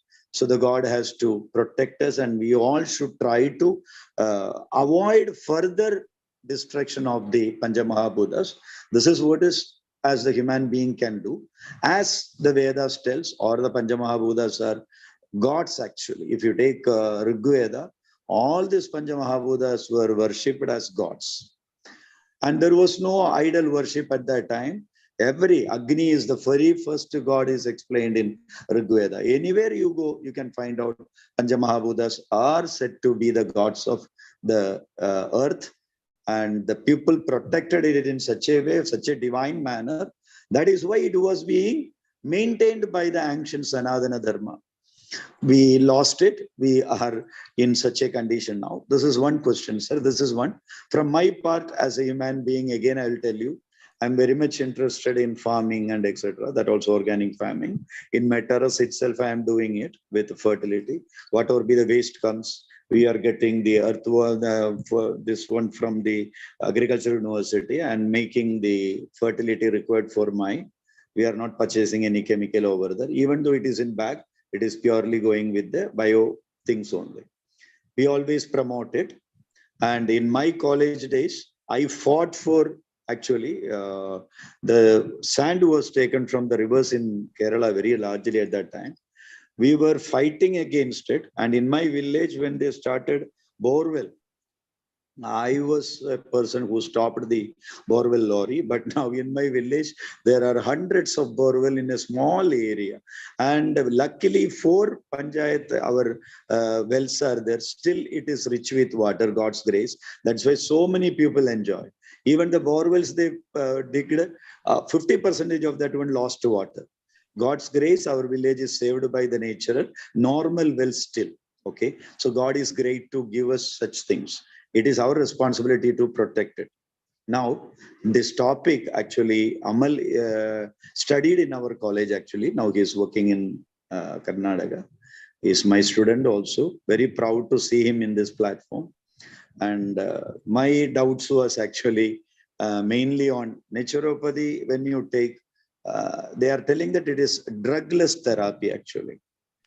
So when you call it as drugless therapy, they meant it that intake of medicine is very less. You are using ahara as ahara, as he told that you are taking lemon juice or anything like that, acidic factors as a food particle, and you are cleaning it. And there is no dosha concept as such in naturopathy. But Shodhana therapy is there in mud therapy or wherever they are doing. They're all Shodhana therapy is happening. So whether they are removing the impurities in the body from the shaga or from the koshta, even they have virejana, they have vamana and etc. But still, most of the treatments are from the shaga it happens. But they are not calling it as dosha also. So what sort of impurity they are finding out in the body and how this elimination process they are doing with the Panchamahabhuta therapy externally in the body. What is the real science behind it? If Amal can give a light into it, that will be better. I think more than Shamana therapy, naturopathy is going with the Shodhana therapy actually, I feel so, from the surroundings what I found is. So how they are interpreting this, and if this naturopathy and Ayurveda together, if it is being administered, will the benefit will be more than they are individually administered. It seems to be both of them are more closer to Panchamahabhuta. One person called the Panchamahabhuta in combination of doshas as karma, karma doshas, whatever it may be, karma gunas. And the other person is calling it as Panchamahabhutas only in naturopathy. How these two signs can be going together to benefit for the humankind. This is what is my Humble request to Amal or any speaker, the previous speaker out here. Ramdas ji, thank you so much. You have raised a very important point. Amal ji, floor is yours. You would like to address this? First of all, my pranams to my guru, Dr. Ramdas sir. Sir is always, we from the first year of BAMS, when we are not knowing anything in Ayurveda, from there, sir is with us now also. So thank you, sir. Thank you for your blessings. And moving on to the questions raised by you, sir. As you are told, naturopathy is more or less eliminative in nature, because usually what happens is, whenever we are taking, whatever things we are doing, there will be production of the toxins. And if properly those toxins are removed, if proper elimination is there, then only we will be having the health. If the elimination process is not there, then it will lead to the acute disease. And if further, this elimination will not be possible once we are we are violating the laws of nature, like wrong habits. I told indulging over sexual exposure, sexual activity, wrong diet, all these things. What it does is it lowers the vitality. It lowers the vitality and it causes the toxemia, and there will not be proper elimination of the toxins. So lack of this elimination will lead to the formation of the disease. Acute disease will happen if you are during the acute disease stage. If you are intervening with naturopathy, then it will aid in the elimination process. Through the aiding in the elimination process means that it will ultimately lead to the health. And if you are doing the wrong treatments or any other things, it will lead to the further aggravation of the disease, which will lead to the chronic disease. Yeah, so actually, you spoke about toxins. You are looking at the toxins in terms of alkaline or acidic. In that way, you are taking it and doing the therapy to eliminate it, or which way you are looking at the toxins over there? Sir, normally, whatever things we are doing, it leads to the production of toxins. It is perfectly normal. If they are properly eliminated, then we will have health. There will be some, if whatever things we are doing, metabolism will happen and toxins will be produced. And those toxins need to be eliminated properly, then only we will have health in us. My doubt is not that. You are eliminating the toxins, right? Yes, and sir. you are using different therapies, right? When you go for the Ayurveda, it is very clear. If you want to remove the Vata, you have some particular eliminative therapy. If it is Pitta, you have. But when you speak about toxin in general, how do you choose the eliminating therapy? On what basis you are dividing the toxin?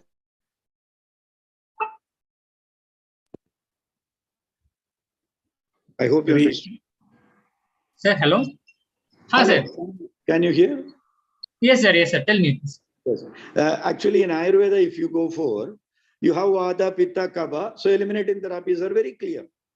You are generally speaking about toxins. Okay. On what basis you are dividing the toxins and choosing the therapies for removing these toxins from the body? Sir, as such, in Ayurveda, it is entirely different science, and nature cure is entirely different science. We can't equate both these sciences together. That's the first thing, because nature cure is some way very different. Although it is telling that in both therapies, Panchamahabhutas are there, these two therapies are entirely different. One aspect, if you see that, we can't compare the Vata, Pitta, Kapha and nature cure treatment modalities. The principles are entirely different, sir. And this is what I feel, sir. No, it's okay. It cannot be, it will be, let it be, no problem. You are telling that toxins are produced in the body. Okay. Yes, sir. Ayurvedic terminology is excess Vata or Pitta. When it is vitiated, it comes to the Mala form and it has to be removed. When the dosha acts as a Mala, it has to be eliminated. That is what is Ayurveda speaks. And that Mala we will call here as toxins. Okay, fine, no problem. You don't look at it Vata, Pitta, Kapha, no problem. But under what basis you are dividing these toxins to choose the therapies to remove them? Sir, whatever nature cure is trying to do is, if there is, when there is some disease phenomena, then your vitality will be lowered. So what we are doing is, we are aiding through different therapies like mud therapy is there, hydrotherapy is there. Whatever we are trying to do is, we are making the vitality concentrate on that particular point. Suppose if it is in the hand, then we will do hand packs. packs or something, hand mud application we will be doing. Through that, we will be aiding that we will be making the area concentrated so that the vitality can act. That is how mud therapy acts or naturopathy acts. Okay. Just we are supplying, we are aiding in the elimination process. That is the only thing we are doing. No other, like Ayurveda is, we are doing like if you are doing Snehapana, Posta, Shaka to Posta, everything is coming, and through the easiest way we are expelling it out. That principle is not applicable here over here. Here, whatever, here we can tell that if place oriented thing will be there. If in liver something is there, we will be applying a pack over there. And we have the, as a whole also treatment is there. Here, we are mainly focusing on regaining the vitality. That through aiding this process and detox. Like this, we are mainly. Amalji, thank you. I think the point, you're putting a point very interestingly, that the emphasis is more on vitality. And I want to just add to Ramadasji's comment, which is there a connection between vitality you understand in naturopathy with the concept of prana that we understand in yoga and Ayurveda? Is there some connection there or something like that? Sir, when I thought about it, the first thing that comes to my mind is vitality is nothing but ojas. That is the first thing that I thought when I heard the word vitality. It can be related to the yin yang theory, or they are also having that, na sir, khai and all is there. Same thing. That might be in a different terms. They might have used vitality. That is what I feel personally when I heard the word vitality. Thank you, thank you. I think Ramadasji might want to add quickly before I move to. It is ojas only, sir. I also feel it is ojas, and I think this is more based on Dushya-based treatment, maybe in naturopathy, because which place is being damaged, they are concentrating in that particular place, not as a whole system. That is what is that area they are damaged, they are removing, so that the ojas is being increased. Such a way they are, that may be the thing. So probably Shakha is more based here than the Kosta based elimination. Probably Dushya and Adhisthana based Shodhana is happening in naturopathy. And another thing is, Amal is very clear. Ayurveda and naturopathy cannot go together. I feel, I think it may be possible if it is wise. Possible, sir. It will be more. Amal, you studied Ayurveda, so you are the bridge between these two systems. Yes, sir. Yeah, now studies are there. We have found that there are like especially in insomnia and all those things that are affected in elderly people, where we have incorporated these two principles, like we have gone for Padabhyanga along with a mud pack application, and we have found a tremendous result. We have found add-on result also in that studies. But the problem is, sir, the principles are a bit different, and making it into a single protocol is not an easy thing. So lots of studies and lots of researches are to be put in so that we will find whether what is the ultimate effect, sir. Thank you, thank you, thank you, Amal. You have given us. I think you have satisfied Ramadasji's question very nicely with your last comment, where you have said that you have done studies on. It needs studies. It needs studies, actually. True, sir. True. Thank you, Ramadasji. Thank you so much for being with us today and adding to this discussion here. I want. I have put one from Atharvaved. I put this Bhumi Sukta here. And sometimes I feel disappointed that the Bhumi Sukta, which is there from the Atharvaveda, never appears anywhere in discussions on this World Earth Day.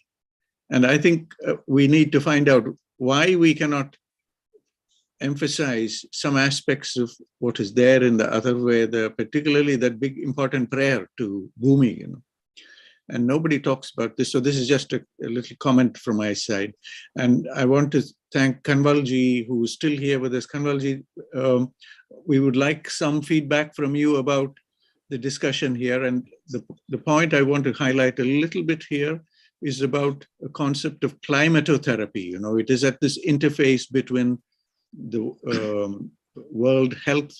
the Earth Day, protecting the Earth, and in turn, not just getting herbs from the land, but also using new environments, just the environment as a way to bring healing.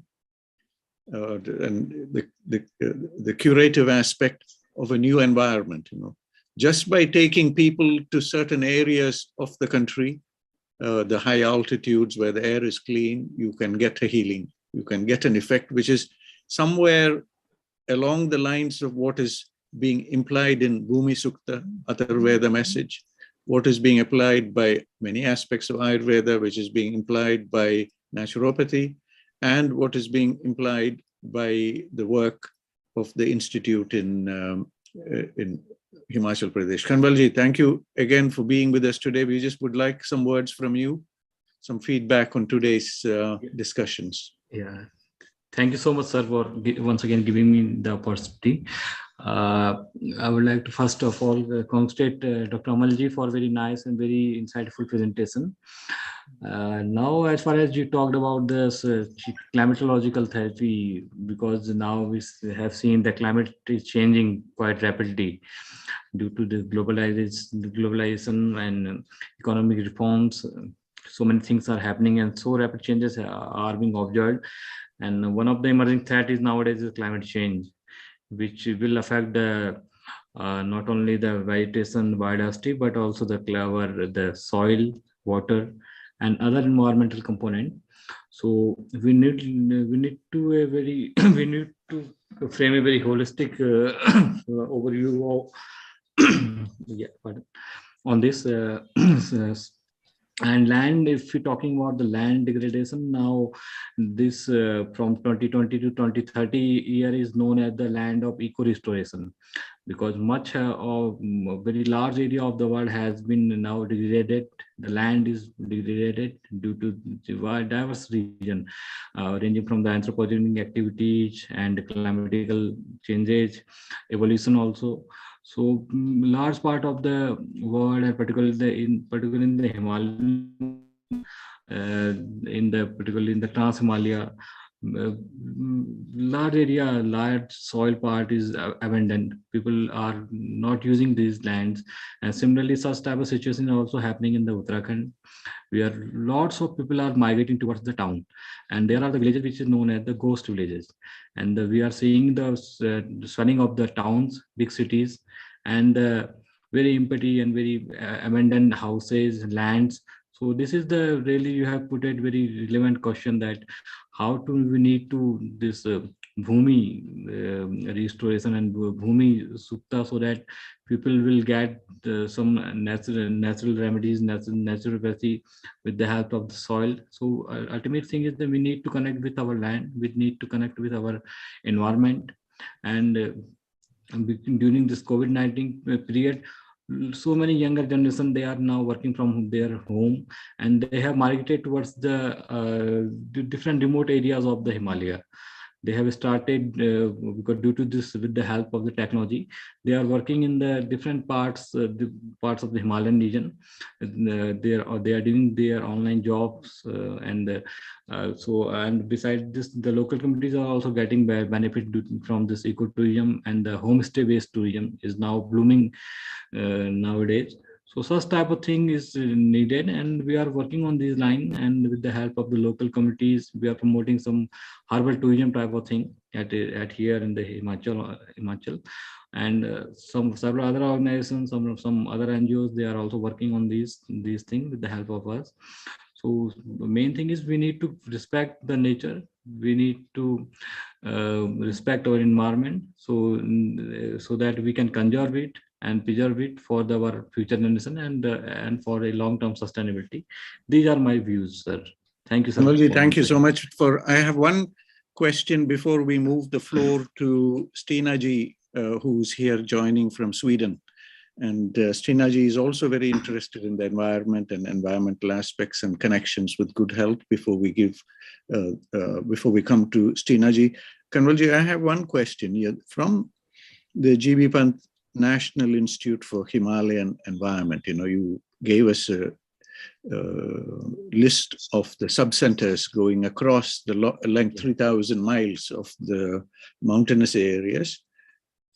Do you see there can be more dialogue with people like Amalji and people in Himachal? In Paparola, there is the big, wonderful, beautiful Ayurveda college, and Himachal has one or two other Ayurveda colleges, and Uttarakhand has many places. Do you think there can be a little more dialogue between institute like yours and the Ayurveda Ayush colleges? Is this something that is possible, or is it something that will stretch you people, or is it what needs to be done to make this dialogue a little more active? Yes. Maybe there are some discussions already going on between your institute and other institutions. I want to know a little more, please, if you can tell us. Sir. Yeah, for our Ayurveda institutions, there is some Ayurveda research laboratories that they are in the Uttarakhand and also in the Himachal also. So we are working with them and discussing different issues related with the Ayurveda, medicinal plant conservation, cultivation with these universities and all these institutes of the Ayurveda. Besides this, there is the National Medicine Plant Board. So we are running different projects of funded by the National Medicine Plant Board on the conservation, cultivation, and the promotion of the medicinal plant system in the Himalayan region. So these are the things we are working, and we are also looking forward for some more collaboration, more support of as well as the local level as well as the regional level also, because we have some regional partners from the Nepal, China, and other parts of the other countries. So with the help of the transboundary landscape program, we are running transboundary landscape program. With the help of these programs, we have some knowledge exchange program with the other international organizations also. Yeah, like UNDP, ISIMO Nepal is also working with us. So these are some things, sir. Thank you, sir. Thank you, Kanwalji, because I think we are lucky to have Agnihotriji from Uttarakhand here with us, and maybe in previous events, Agnihotriji has talked about the difficulty in the villages. You know, we have rural villages in the countryside, difficult terrain, and I feel we can have, especially with technology like this, what we have today, we can enable a little more interaction between the big institutes, central institutes with their different sub-centers and the villages, and also a new way of guiding our students. There is a recommendation today made from the Medical Council that MBBS students must spend time in Ayush hospitals to learn all these modalities and learn about these things. I feel there may be ways to make it a little more exciting for these students to also interact with the environment and understand a little more. Agnihotriji will give us some thoughts on this, but before Agnihotriji comes, I just want to hear from Stinaji. Stinaji, namaskar. Namaskar. Stina, thank you for joining us from Sweden. You have heard today the Earth Day and how the world is looking at, or at least the people who are giving these themes for each of the days are still too closely tied to some of those business aspects and politics of these things, and not completely connecting with the deeper messages from, for instance, the Bhumi Sukta from the Atharvaveda. There is a little bit of resistance. And I know you are very closely connected with the environment and aspects of the environment. Tell us, what is this difficulty, you know? Because you're going to give us the true European perspective, particularly the Nordic perspective. So please tell us a little bit about, and you understand the Nordic mythology, the culture and aspects, and the respect for the environment. Sweden is a very large country in terms of land. Do tell us what we can do. If you had an opportunity to give a theme for the next World Earth Day, what would it be? And this year's theme for World days, invest in our planet. And it is a good theme, but a theme that is still narrow in its perspective, not showing enough respect for the earth. This is my interpretation. Tell us, Tinaji, what do you think? What would you have as a theme for the next World Earth Day, if we could suggest something? Yeah, thank you so much. It's lovely. And congratulations, Pavan, for this lovely world record that you held today. It's amazing. And thank you so much for doing these fantastic webinars. And thank you, Professor Madan. Well, my first thought was, what could we give back to nature? That is really what I think would be a great theme, because we have taken so much from Mother Earth. So definitely, how can we bring things and value back to the earth again? Giving back to Mother Earth, giving back to Earth, Yes. And yes, sorry, I wasn't able to attend the whole afternoon here, but I heard some of your questions or what you said earlier here. So the situation here, and Madam, did you ask about how the northern latitudes are according to natural medicine and how things are here? And also a little bit about the mythology and everything. And yes, I'm practicing a little bit of Ayurveda, and I'm also studying Ayurveda. So, but we have a history in Sweden about natural medicine that goes, of course, way back. This is the medicine that's been used all over the world, but we call it different. Here, it's more related to herbal medicine, or you can call it natural medicine. And some people, especially in the north part of Sweden, they are more into the shamanic practice. Still, we have to be very careful here because of the history of the church and of the quackeries and witches and everything. So some people think that natural medicine is something you have to trust in. So to have it working, you have to trust it. That is some people who consider it that it could be that way. And sometimes, as people not are getting healthy or get their health back when they go to the hospital, then some people turn to alternative medicine or natural medicine instead.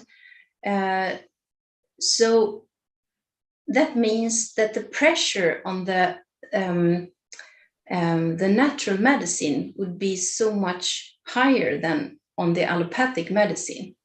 Because if they say that, well, okay, we cannot cure what you have in the allopathic way, then people will come to Ayurveda or to other natural medicines and think that, okay, so what can you do? Perhaps it's too late. So, and that one thing that is also, since natural medicine is not really admitted to work here in Sweden, well, we are not allowed to treat all diseases, and it's also a question about quality and quality standards, and how can we meet the need of the people, and how to know what kind of diseases or imbalance that you can help get help from other medicine systems. And of course, we have a long history of using herbs here, not described as well as the Ayurveda. Now I say Ayurveda because that is what I know so far. So it's not really described in that way. It's more related to what kind of disease you have and how it can help. And I think the Ayurvedic system is so much more precise. So we could have so much help from using Ayurveda as well. The reason why I asked, one of the reasons, sorry to interrupt, one of the reasons why I asked is because There may be some plants in the higher altitudes of the Himalayas. Kanwalji has given in his presentation a long list of all the plants that are there that might also be present in the lower part of Sweden. Am I feeling because there may be some species that may be there, and there might be some room for just making a bridge and then advancing a dialogue with people like Amalji, who's working so much, where he's integrating naturopathy with Ayurveda. There is some areas what Ramadasji has touched on. So I feel there's a lot of scope for adding this to the dialogue.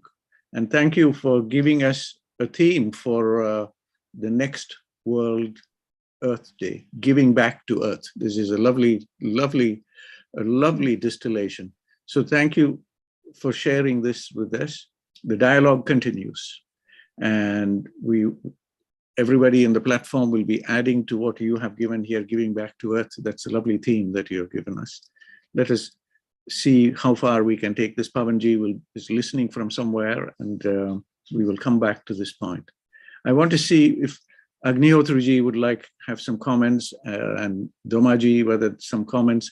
But before I do this, I just want to I want to show a little bit the screen here. And this is related to naturopathy, and related to Ayurveda too, and related to some aspects of modern biology. Now, here is a paper that is published from America, from Philadelphia.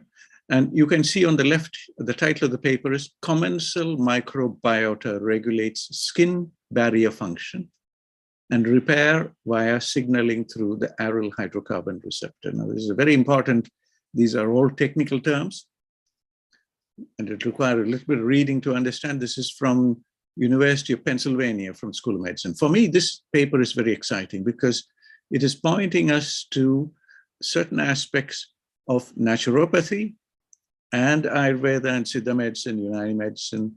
When we put in this new entity into the structure, you see around the human form are many microbes. And these microbes have a role. When we take a simple procedure, Ayurvedic procedure like Udvartana, and we do something to the human body, or we take a simple the oil massage with different oils, there is a possibility that we are affecting the microbe and the interaction. Some of these microbes are microbes that come from the environment. These are health promoting microbes. And if you go into this paper, you will see many things that they have done a very fine detailed study of the biology and the anatomy and the cell biology, etc., etc. The point here is a simple one, that there may be more commonality between these systems, between a mud pack that you are using on certain part of the body and what is there in Ayurveda in terms of Abhyanga, or in terms of Udvartana, in terms of the herbs that are there, in terms of combinations that are used. And the question that Ramadasji asked and pointed to, which is Ayurveda has such a beautiful description of how you eliminate the doshas and how you have very well-defined protocols. And maybe there is something to gain from a little more discussion from everybody. So I will leave that there. And I also want to share a screenshot of the event that Pavanji is doing. And I see Rajan Patankarji has also joined us from Bhopal. Hema has joined us from Chennai. But before we go to all these people very quickly, I wonder if Agnihotriji has a few quick comments about the issue of particularly Uttarakhand, the villages of Uttarakhand, and what is it that GB Pant Institute in Himachal Pradesh can do for our students? They are already connecting school children with the environment, with the medicinal plants, which is an amazing initiative. How can we take this a little into that university level interaction? Where can students, because Ramadasji in previous events, he has told us a very important point, that students must go to the field, go to the village. They must see these plants. They must work with the plants. And what is it that we can do? As the idea here is to distill outcome for today's event. And Srinaji has given one very important distillation for today's event, which is the theme for the next, possible theme for the next World Earth Day, and whether we can get one or two more actionable points where we bring an interministerial dialogue, Ministry of Ayush, a little more than the Medicinal Plant Board engagement. Can we bring in some ministry, the Manpower Skills Development Ministry, into this dialogue? Can we bring some other interactions, Panchayat, the Raj, etc., etc.? I want to hear Agnihotri ji, who has worked in the rural areas in Uttarakhand. Agnihotri ji, namaskar ji. Namaskar. Namaskar ji. Thank you so much. Thank you so much. I was waiting a lot that I don't know when, at what time you can call me immediately, and I have to, thank you, ji. To say something. Well, it's a wonderful day. Having its 360th webinar today. All credit goes to you people, especially Dr. Pawan Sharma, as he reached with the record number of webinars, and he has been identified, and we do hope that he will get the success being recognized as a record maker. And at the same time, I would like to say that with Jayesh Thakkarji today managed the indirect absence of Pawan Sharma ji, or you can say the far availability of Pawan Sharma ji, as he is there in Bhopal. He started very well, and as usual, you are always there to guide us and to make a coverage of all the things. So before anybody started, you told about the situation happening there in Europe, especially, and you talked about this RUMRA, RUMRA. That in what way there is a detailed and distributed locality and native places along with the valley of so many hills and vegetation. With this background, you started with the talking about that how the nature be helpful in the terms of its herbs, in terms of its purified air available there, and of course the water coming from fountains, unpolluted, uncontaminated. So this is the real supportive of life system, and a person who is residing there, they feel much more conducive atmosphere, environment living there. So we start with our Dr. K.S. Kanwal sir. He is from Himachal Pradesh, and when he talked about the flora and fauna of Himachal Pradesh, very naturally my memories are always there with Himachal Pradesh, especially the government of the college Paprola. So if Kamal sir is there, he might be hearing that in my college there was Mr. D.R. Nag, Duloram Nag, and he was MSc Botany, and he was appointed as assistant professor, very senior person in our Devagun department. So he was having very good knowledge, and not only that, during the exhibition at Pragati Maidan way back in 2004 and 5, we met for say a couple of days, 3-4-5 days we were there. Side by side, we were having our stalls. So he made me available almost more than 400 or 50 botanical names, their Latin name, their availability at the altitude, the effective part used, and what are maybe the preparation, and what are the synonyms that in Himachali language and in Hindi or Bengali or in English, Latin. Very good collection. I do hope that Kamal sir might be knowing him very well. Now he is retired. He was appointed for Devgun teaching, though he was not a person of Ayurveda. So how many things he talked about, especially he told that this Ayush 64, which is made up of say only 4 ingredients, this Shaptaparni and Kutki, Chirayata. So these things are especially and exclusively available in his region. I mean the Himalayan region, very natural, and Kutki is very costly. Persons go for its smuggling and all that. It's a very good effect, having effect over the liver disorders. Kutki is one of the main ingredient of our Arogya Vardhani Vati. So a putki is also responsible for the removal of the peptic vikar with the help of the little bit mild laxation. So it's known for mild laxation also. So whenever we treat with the Arogardnivati, especially for the liver disorders, we ask and we inform the patient earlier that you may have a loose motions twice size. Don't worry, because I am giving the preparation where the putki is there. Anyway, so these things are there in Himalaya also. So was the case with the Econite. He talked about the Econite. Econite is also at available at 13,000 feet height. So this is the altitude things are available. He also talked about the Texas Bacata, that is the Thunir.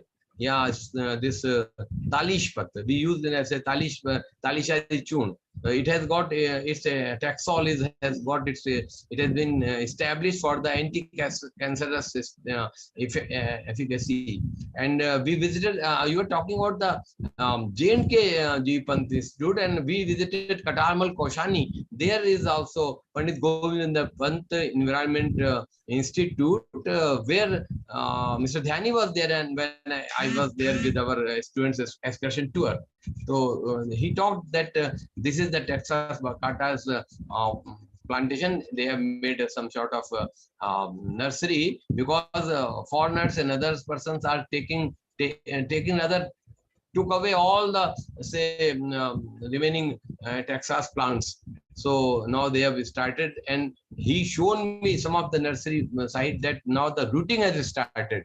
That shown that now again the because the environment is favorable to that this cultivation of Texas, so it was there. And we also talked about on its efficacy in BHU.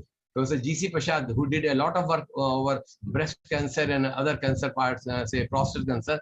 We put question, and he told that it is an established medicine herb regarding the having its anti-carcinous effect. So these are the herbs. Apart from that, I am still remembering that when I visited 1984 Shimla for my public service commission interview, getting myself selected as an assistant professor. So apart from herbs, the golden apple is one of the main crop of Himachal Pradesh, and again ginger, almond, and walnut.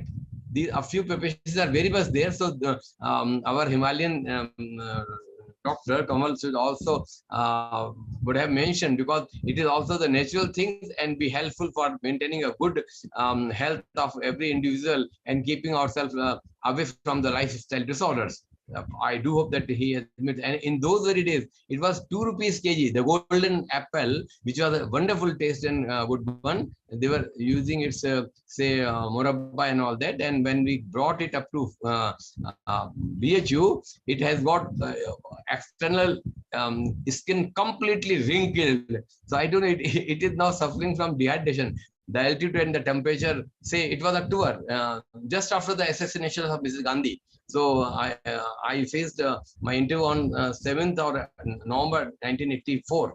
So in that way, that crop is also very good for the maintenance of health, and it has been contributed from Himachal Pradesh itself. Ginger is also there, walnut is there, and almond is there. These things are very much available. So along with the herbal support, Himachal Pradesh is also well famous for all these good things which are helpful for our health. Now, second one, our Swastavat fellow from this Belgaum.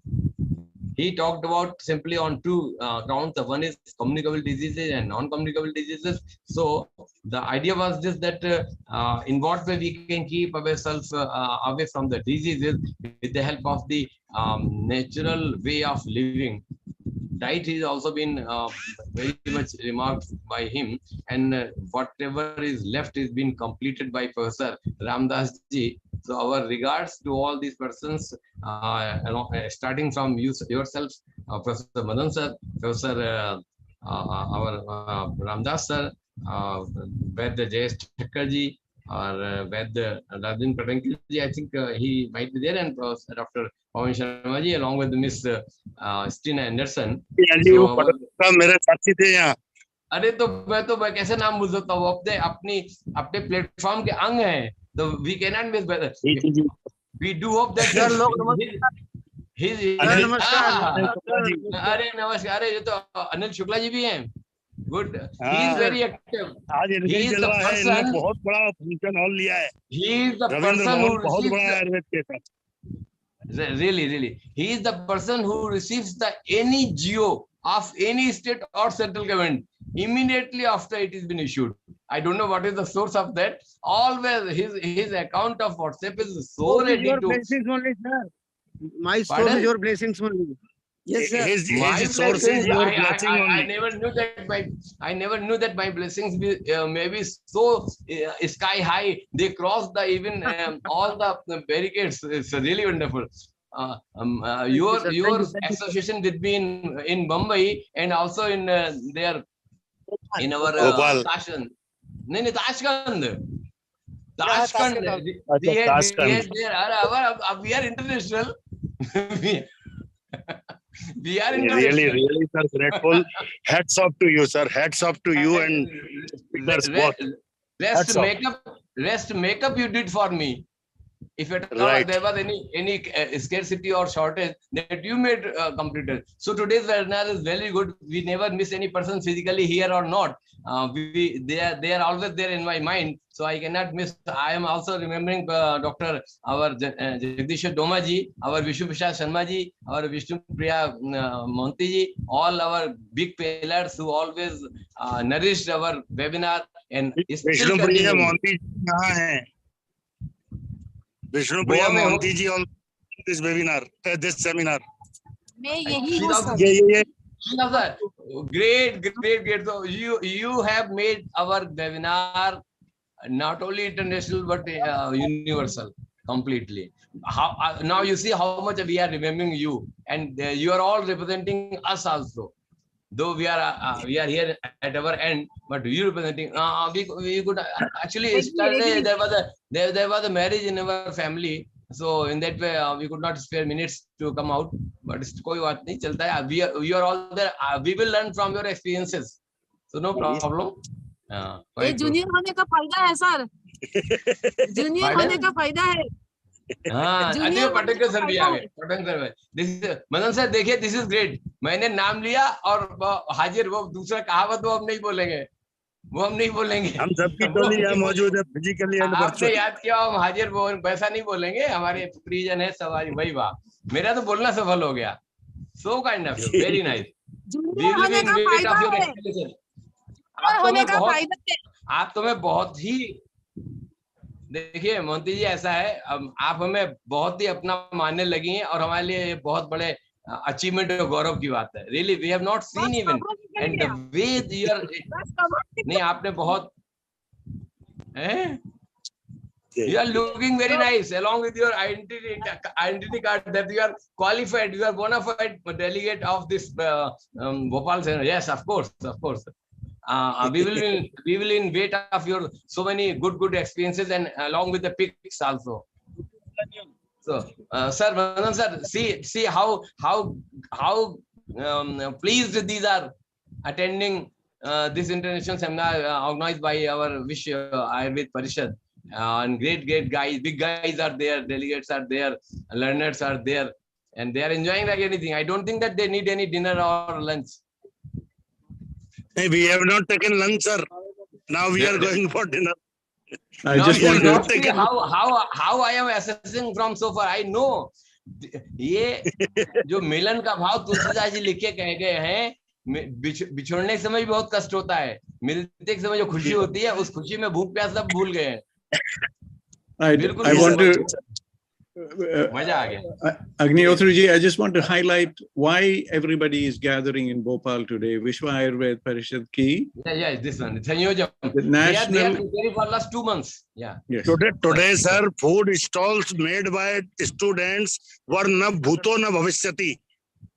More than 50 plus tables were there, and on every table approximately 8 to 10 varieties, Ayurvedic varieties were there.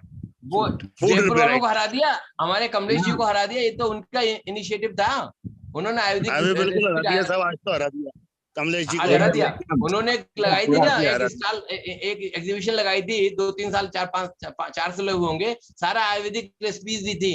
और हमारे वो हिमाचल से ठाकुर जी ने help की था, बहुत अच्छी preparation डाली, सब कुछ आयुर्वेद डाला था। चलिए, बड़ा आपका जाना सफल हो गया। कल सुबह मेरा लेक्चर है यहाँ बस। धन्यवाद, बहुत बहुत धन्यवाद। आज आप लोगों ने वेबिनार संभाली सर, जय हो आप सबकी जय। So with these words, not only we complete our comments on today's webinar, but we have got a wonderful glimpses from Bhopal also, live glimpses, with the help of our great Dr. Pawan Sharma ji, Dr. Patankar ji, Mohanty ma'am. So this is really great. They all nominated not only in Calcutta, also from Bhopal. Thank you. अभी just पहुंचा। Thank you. Thank you so much. Madan sir, thank you. Agnihotre sir, thank you. Jayesh ji, thank you. Momita, thank you. Thank you all for the opportunity. Thank you. Thank you. Thank you, Jayesh sir. Thank you, Madan sir. Thank you, Pawan Kumar sir. Thank you, Agnihotri sir. आपका ये समायोजन बहुत ही सफल हो और आके आप फिर सब विचार बनाए और हम सबको वर्ल्ड रिकॉर्डर की कैटेगरी में आके खड़े करने के लिए आपको हृदय के अंतस्थल से बहुत बहुत बधाई भी और धन्यवाद भी। आज पहले बार मेरे गले मिले तो आपका इंटरनेशनल लेवल पर सम्मान होना चाहिए आपका। मैं मदन सर जी से भी रिकमेंड करूंगा कि इनको कैम्ब्रिज की तरफ से या जहाँ कहीं भी आपके टोरेंट से जहाँ कहीं भी आपके लिंक है, बढ़िया सम्मान हो चाहिए, वो हम सब लोग सम्मानित और गौरवान्वित महसूस करेंगे। नहीं, मैं तो आप लोगों को लाइफ टाइम अचीवमेंट अवार्ड देने की सोच रहा हूँ गुरुदेव। वो आप मैं अपनी बात थोड़ा, आप कमाल है, मैं अपनी बात थोड़ा कहूंगा, मैं तो आप वेरी हैप्पी। फिर बात ही क्या रही।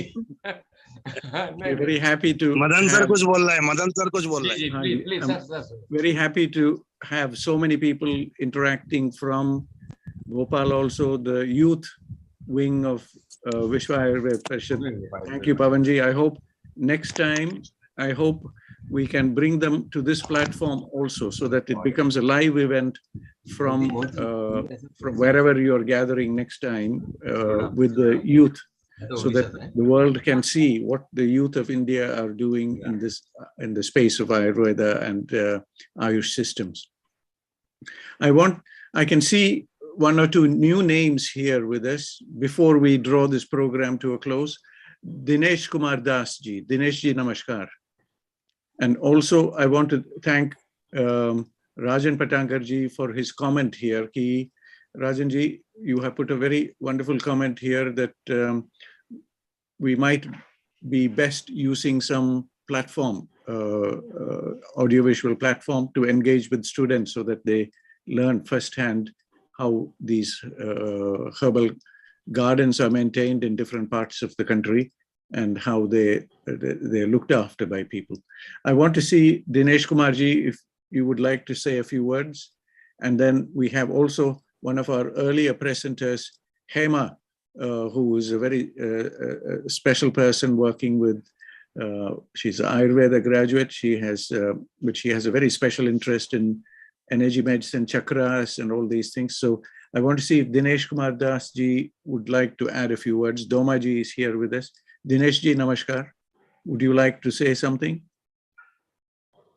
If Dinesh ji is not available, Hema ji, would you like to add something? Hema, you have put some comments in the chat box if you want to join. If you are, if it's going to take, Hema, thank you for joining us today. Hema, I was discussing today your interest in energy healing and the chakras and mudras and bij mantras for different chakras. I was discussing today with Stina ji, and it has come up again in one phrase, the healing word that Amal ji used. Would you like to say something, Hema? But before you say, I would like you just briefly to mention to all of the people gathered here and people who are joining us on live on YouTube about the college that you studied in Chennai. What was the name of the college and what happened to this college? Yeah, yes, sir. I am a product of the Venkatramana Ayurveda College, Mylapore, Chennai. Now the college is no more. We had 2 more junior batches, and then the college completely close, and even now the dispensary is running. Yeah, with IP also, I guess. But the It's a very college is not historic. there. It's a very historic institution. Almost 117 years old from now. Okay. So it's unfortunate that this college is not there. So that is number one. Just wanted to share with everybody that some of these institutions. After that, I spoke with admin persons, and I just came to know that they are going to collaborate with some other institution and give life to that college. Okay, thank you for that. And Yes. the person name is Mr. Raghunandan. He is a chartered accountant. And let's Please bring, hope for the best. please, Hema, if you are in touch with Mr. Raghunandan, please invite him to our platform so that he can discuss with all the senior people here from around the country, because it's a very old, the Venkatraman Ayurveda College is a very, very old institution, which unfortunately for some reason is not being looked after. So let us see how we can bring back some of that tradition. Thank you so much, sir. Yes. It brings a lot of life to the Mother Institute where where we all had a good time. Yes. And thank we you. shared the knowledge. Thank you, sir. Thank you, Hema. I just wanted to on to the subject from our webinar, sir. Pavanji, namaskar. Yes, I hope Stina from Sweden is also learning from our webinar. Absolutely. Yes, Stina ji is here and very happy that she has found the time to join us today. And Stina ji is really passionate about taking all this knowledge and hearing all the words and things that are happening here, connecting it into a story that will be valuable for Sweden and also for nations of the Nordic nations. So Stina ji's presence here is very important for us because she's gathering information that can be used. Hema, thank you. I would like you to connect with Stina ji at some point. We'll introduce you offline. And can you just give some inputs? Maybe my opinion for few minutes. Please, Hema. Sorry. Yeah. Actually, we use the term lifestyle disorders. In my opinion, I feel personally they are the self-negligence disorders. Because nice. Already I have presented a speech on this in Sairam College, Ayurveda College, Chennai. Over there, I spoke about this because human has a tendency to blame, like due to the lifestyle we are doing like this, doing like that. But in my opinion, we have to take the responsibility of our own self-care. That is Swa-Raksha. So no more usage of lifestyle disorders. They are the self-negligence disorders. And I have heard this in our platform from, I guess it is Dr. Vishnu Priyaji. She had also mentioned the same in her speech on liver disorders. I feel so. And this is the opinion I wish to share here. And coming on to today's subject, I had two queries. In between, I have to leave for some personal reasons, so I couldn't get the answer for it. Whether the intake of tender coconut water as a fasting therapy would have an impact on the water electrolyte balance, and the other is how hydrotherapy helps in COPD. Okay, thank you. I think Amal is still here with us. Maybe he can take those two questions. Amal, could you? And Dr. G had given the link for it. Maybe I should refer that, I guess. Hema, please ask that Amal is still here with us. Please ask those questions again. So Amal, questions, very targeted questions. Ramadas ji is also here with us. Hema, your questions, please. Yes, sir. Will the intake of tender coconut water will have an impact on the water electrolyte balance of our body? This is my first question. Second is, I like to get the insight of how the hydrotherapy helps in COPD. In our Ayurvedic field, we tend to have hydrotherapy correlates with the kapha and how it helps in COPD. This is my hydrotherapy and COPD. Okay. Amal, you got both the questions. One is tender coconut water and how it tender helps. coconut water can be having a key role in electrolytes. Because when you are having diarrhea and all, we prescribe usually tender coconut water. So I feel like it has a role in, I feel like it is having a role in electrolyte balancing and all, because it contains lot of minerals and all things are present in that. And the next question is like, usually in Ayurveda, we feel like it is more Shida Guna, like these things will aggravate the this asthma condition and all, or stomach shwasa. First thing, there are a bit of controversies in this. If you see these concepts, there is always controversy. Like in Ayurveda, they will be like, they have told like for knee osteoarthritis, mud pack is applied. That also, there also the same scenario arises. There also Shida Guna is there. We will tell that in the Vada Vyadis, Shida Guna is supposed to increase the condition. So this is purely based on the research that they have told, like for apply. I think for they have told. I have shared you the paper, madam. It is from Journal of Thoracic Science, I think. Let me see this.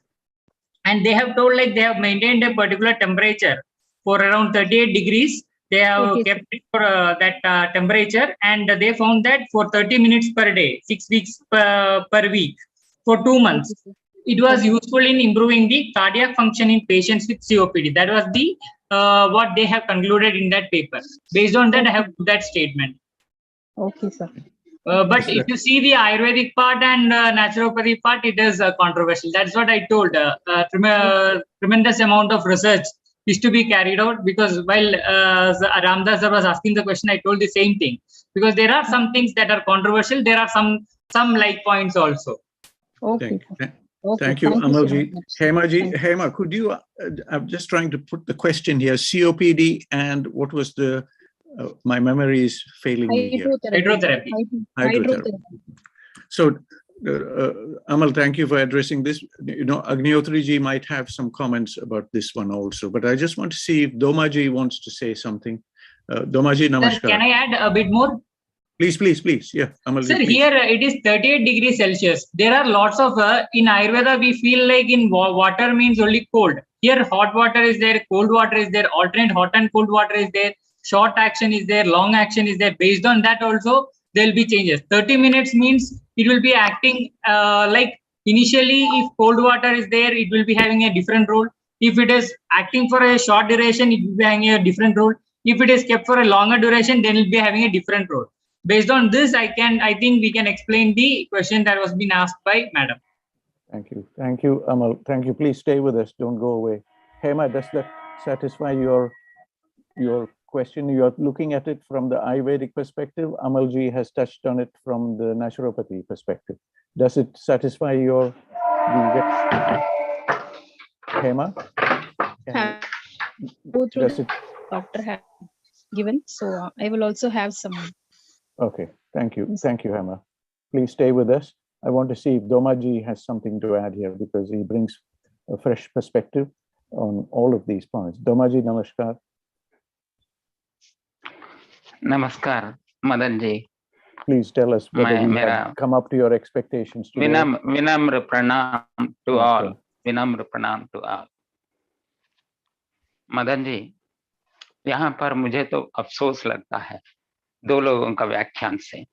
With the two people comment, I became surprised, because the goal of naturopathy is something and the goal of Ayurveda is something. What Dr. Amal said. And Ramadas ji, being a senior and he has command on Sanskrit and Sanhitas, how could he get convinced by this aspect? I am giving two examples.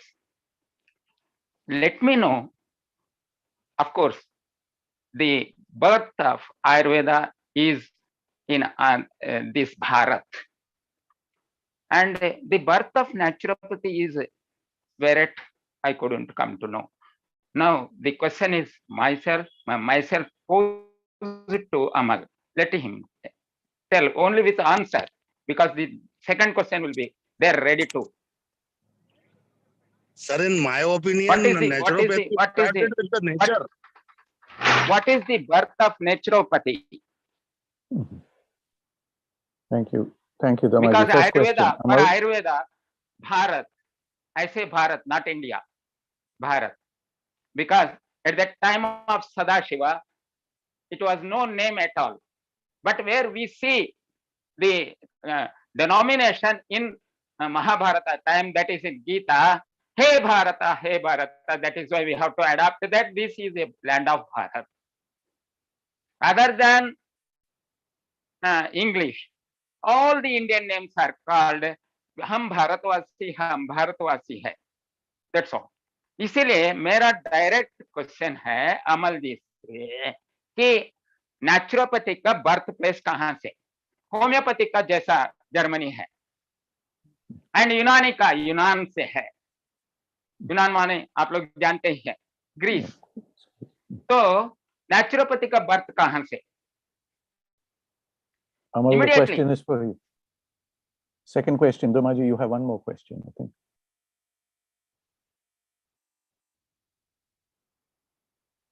Amal, please unmute. Sir, actually, why naturopathy has been utilized widely, or it has been used widely in India, is because Mahatma Gandhi was the profounder of naturopathy. That's the main thing why naturopathy came into India as such.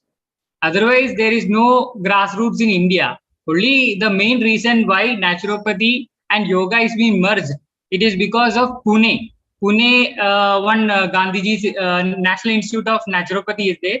And Dr. Amal, stop this much, because no elaboration is required from you. Later on, I will pose whether the carriage is right from Gandhiji started for naturopathy, and naturopathy was not surviving. I will give you immediately. Sir, this is what I know. I will give you immediately. Please. Dr. Kamal. Yes, sir. Recollect. Naturopathy was existing by its terminology is itself Prakriti Chikitsa. Prakriti did not start from Gandhiji. Okay, sir. Please remember, Prakriti Chikitsa it is called. Don't go for foreign language. And whereas Prakriti is defined separately in Prakriti Chikitsa, that is naturopathy, and is separately defined in Ayurveda. Trigunas are considered in Prakriti Chikitsa or not? Let me know. The second question. Sir, Prakriti Chikitsa and Prakriti Chikitsa and our Prakriti is entirely different, what I feel, sir. Okay.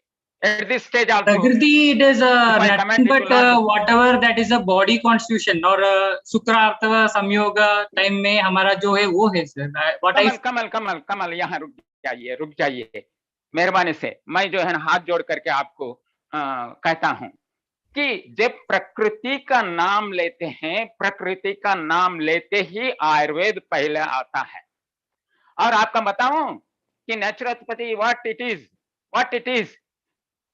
Ayurveda minus medicine is called naturopathy, and naturopathy plus medicine is called Ayurveda. Don't you know that Patya, Apatya, and taking so many things elaboratedly different, Shushruta, Charaka, Vagbhata, and so many people, Agnivesha, and all these people took the name of Prakriti, and everything they have commented in their givings.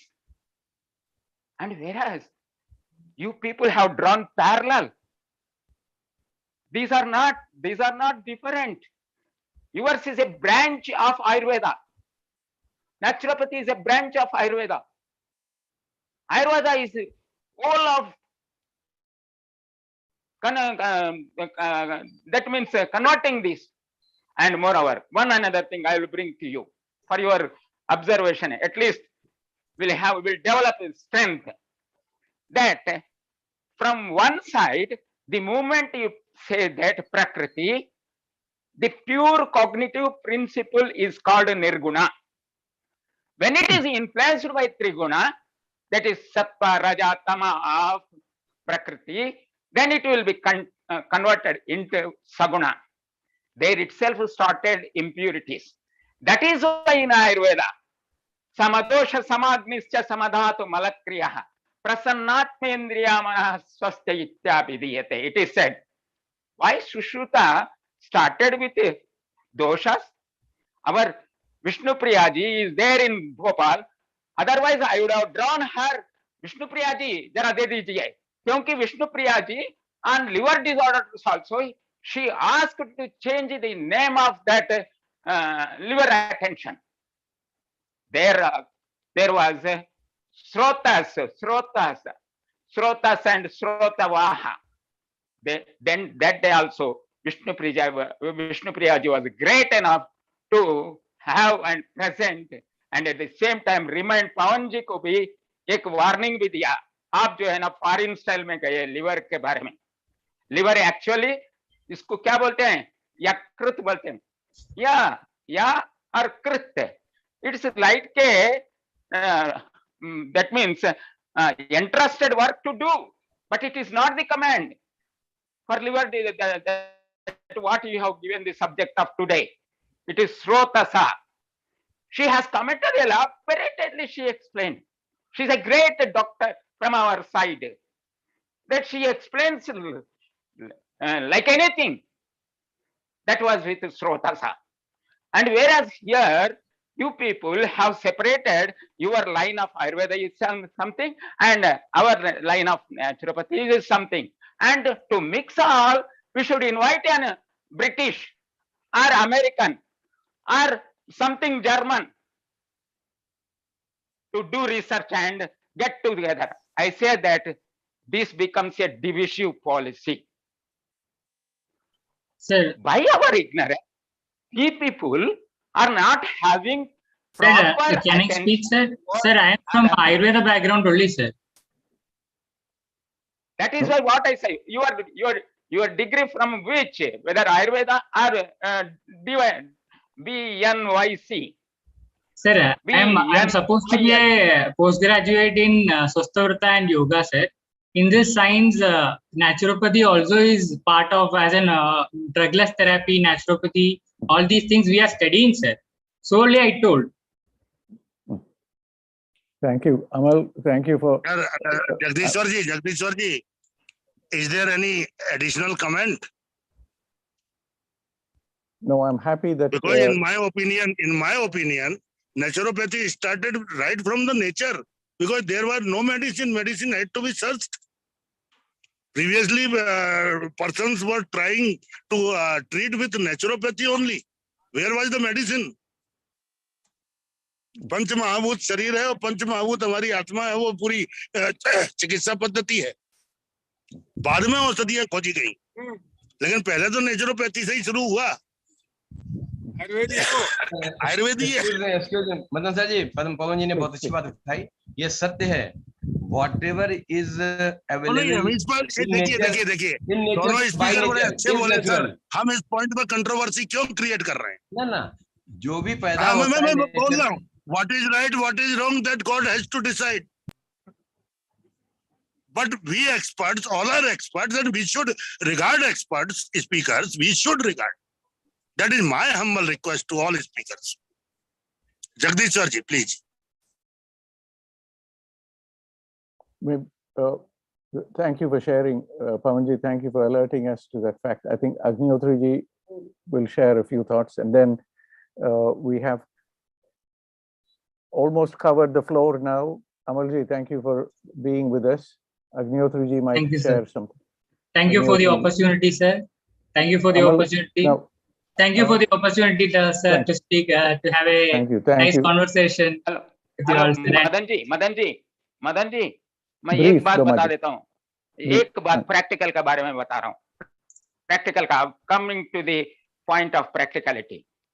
On one day, a great, that means popularly named in Andhra and Telangana, I don't take name, personal name.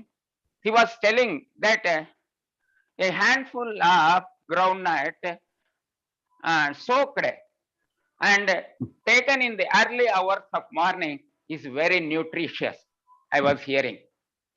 Immediately, I just slapped my cheek and thought that if you go and ask a village side man, he will tell that, अरे सुबह सुबह में उठ करके नाहर मुंह में तुम जो है ना मूंगफली खाएगा तो सफरा बढ़ करके फिर रोग बना लेगा। ये मामूली एक फार्मर बता देता है, लेकिन a naturopathist who had popular name in Andhra and Telangana, he says, wonder I felt it. Who's to establish? That means this naturopathist has gone his analysis in modern medicine line. How many carbohydrates are there, protein are there, starch is there, fat is there, and all those things is there. He has analyzed like that. But whereas the farmer having, though not Ayurveda or tattvas or doshas and all, तो immediately वो बोला है सफरा होता है। Actually, practically हम ये नहीं पूछेंगे, खिला दीजिए क्या होता मैं बता देता हूँ, इनका या उनका सफरा होता है। How, what people have learned, and on what land, and people give and feed the people thinking that ignorantly. The farmer immediately comments on that. Is he a guide to health? Likewise, don't tread the path deviating the fundamentals. That is why doshas, because right from creation itself it has become dosha. That is why Sushruta has referred some dosha first. Thank you very much. Thank you, Damaji. I think you have given us food for thought and some important points that you have raised. I want to take a final word from Agnihotriji before we draw this event to a close. Agnihotriji, I think the point here is an important point. Damaji, as always, is wanting to support the health of the villager. You know, he's saying, "Gaon mein kya hai soch logon ki?" The villager, what is he going to benefit from? You know, they don't have understanding of doshas, Panjabhut. They feel something, and I think I appreciate Damaji for touching that point, that the villager has some knowledge, and is there a conflict between that and our codified knowledge? You know, so this is, I think, Damaji, thank you for raising this point. I wait for few thoughts from Agnihotriji, and then I think we will take this. So thank you. Our one sentence summation is this, that we are here to earn knowledge, to gain knowledge, to have a support of the others' experience. We are not here to comment and counter comment. This is one thing. At the same time, knowledge is scattered hither and thither at every end, at every point. So, as per our Devgun's text, that is there, Nagulo Viruddha Viridham, that goat person, जो गाय को जो बकरी चलाता है, भेड़ चलाता है, उसको भी विभिन्न उन हर्ब्स के बारे में, उन पत्तियों के बारे में जानकारी होती है, जिसको खाके अगर कोई गलत चीज खा ली तो उल्टी करा, जानवर खुद खाके उल्टी कर लेते हैं, या खाने में सहायक होते हैं, खुजली आई तो वो लगा दिया, ये है, तो वो उससे जानकारी ली जाती है, उसमें कोई बुराई नहीं। गैर परंपरागत और परंपरागत ट्रेडिशनल इंफॉर्मेशन लेने के लिए हमें विलेजर्स के सपोर्ट मिलता है। और हम लोग जो आपने पीछे उठाया था कि उत्तराखंड में या ऐसे स्केटर्ड एरिया में जहाँ पर कि 10 मकान है और 2 पहाड़ी चढ़ के जाना है, फिर उतर के जाना है, तो वहां पर लोकेलिटी, लैंग्वेज, पानी सब बदल जाता है, तो ऐसे जगह में भी स्थानीय जो जानकारी है उसकी वो बहुत मिलती है। तो नो डाउट बहुत कुछ काम करने का स्कोप है। There is much more thrust area to collect the information, to collect the herbs available freely. और हमारे उत्तराखंड में जो मेडिसिनल प्लांट बोर्ड बनाया गया था, जैसे बोलते हैं औषधीय पादप बोर्ड, उसने बहुत कुछ काम किया। He took lot of pains to collect all the flora information, in a booklet form. So उसके तहत वो लोग भी काम कर रहे हैं, बॉटनी डिपार्टमेंट वाला भी काम कर रहे हैं, फॉरेस्ट डिपार्टमेंट वाले भी काम कर रहे हैं, अपार्ट फ्रॉम आयुर्वेद वाले।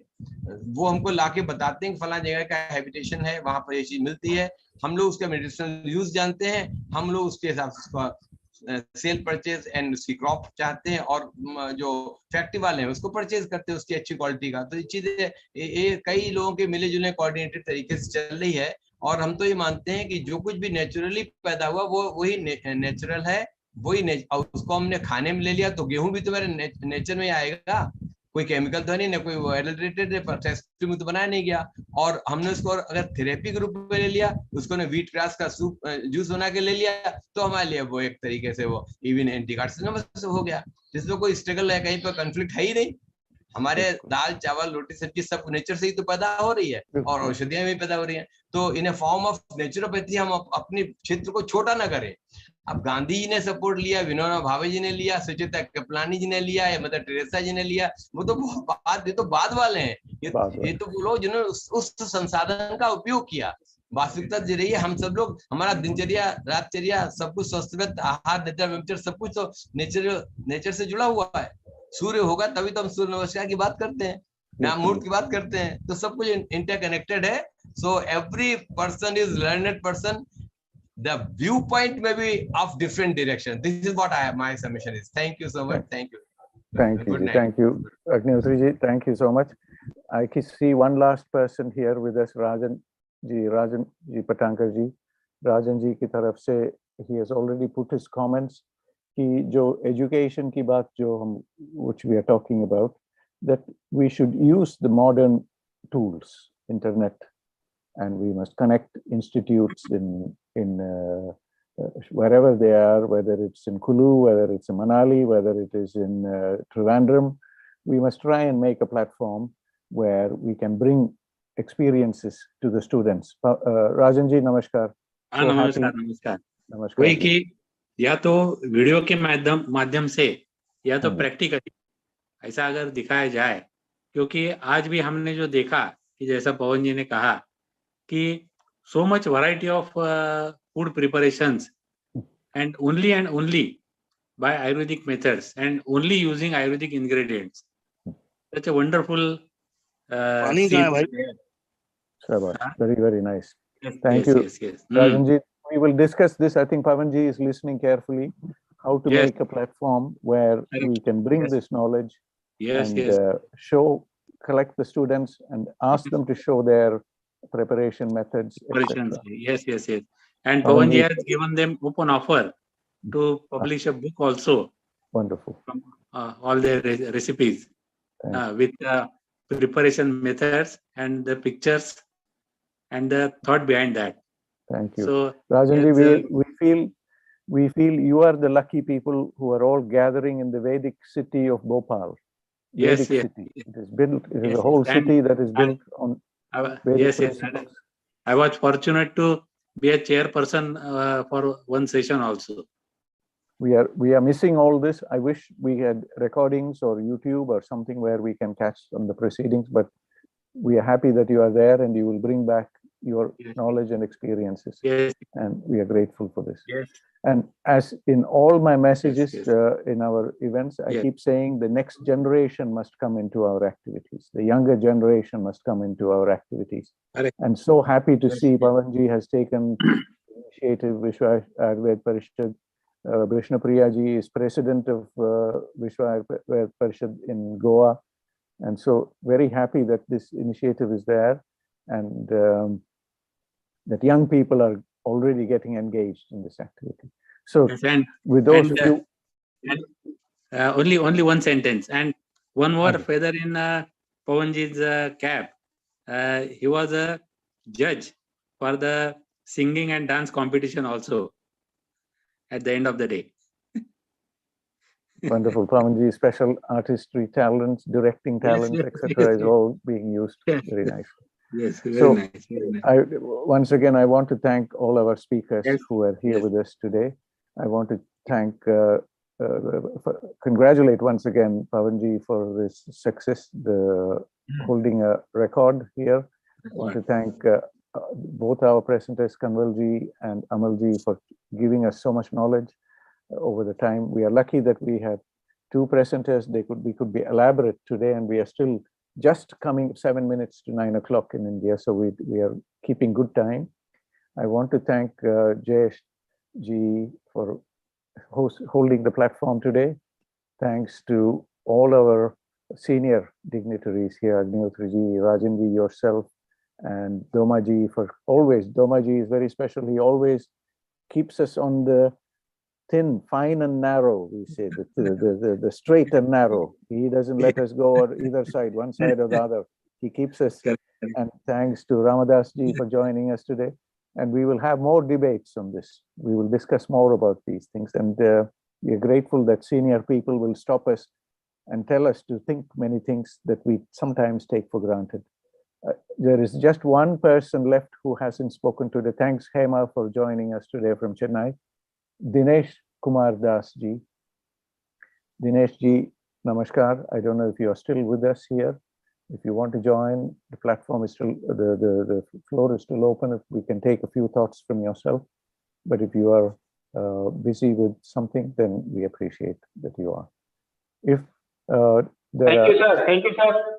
Dinesh ji, namaskar. Thank you. Please. Namaskar, sir. Namaskar. Namaskar ji, namaskar. Namaskar, sir. Where are you? कहाँ हो? Where are you today, Dinesh? अभी हम पटना में हैं sir, government Ayurvedic college Patna में है सर। अभी एक जगह आए हुए हैं, ज्वाइन किए हुए हैं, हम आपकी बात सुन रहे हैं।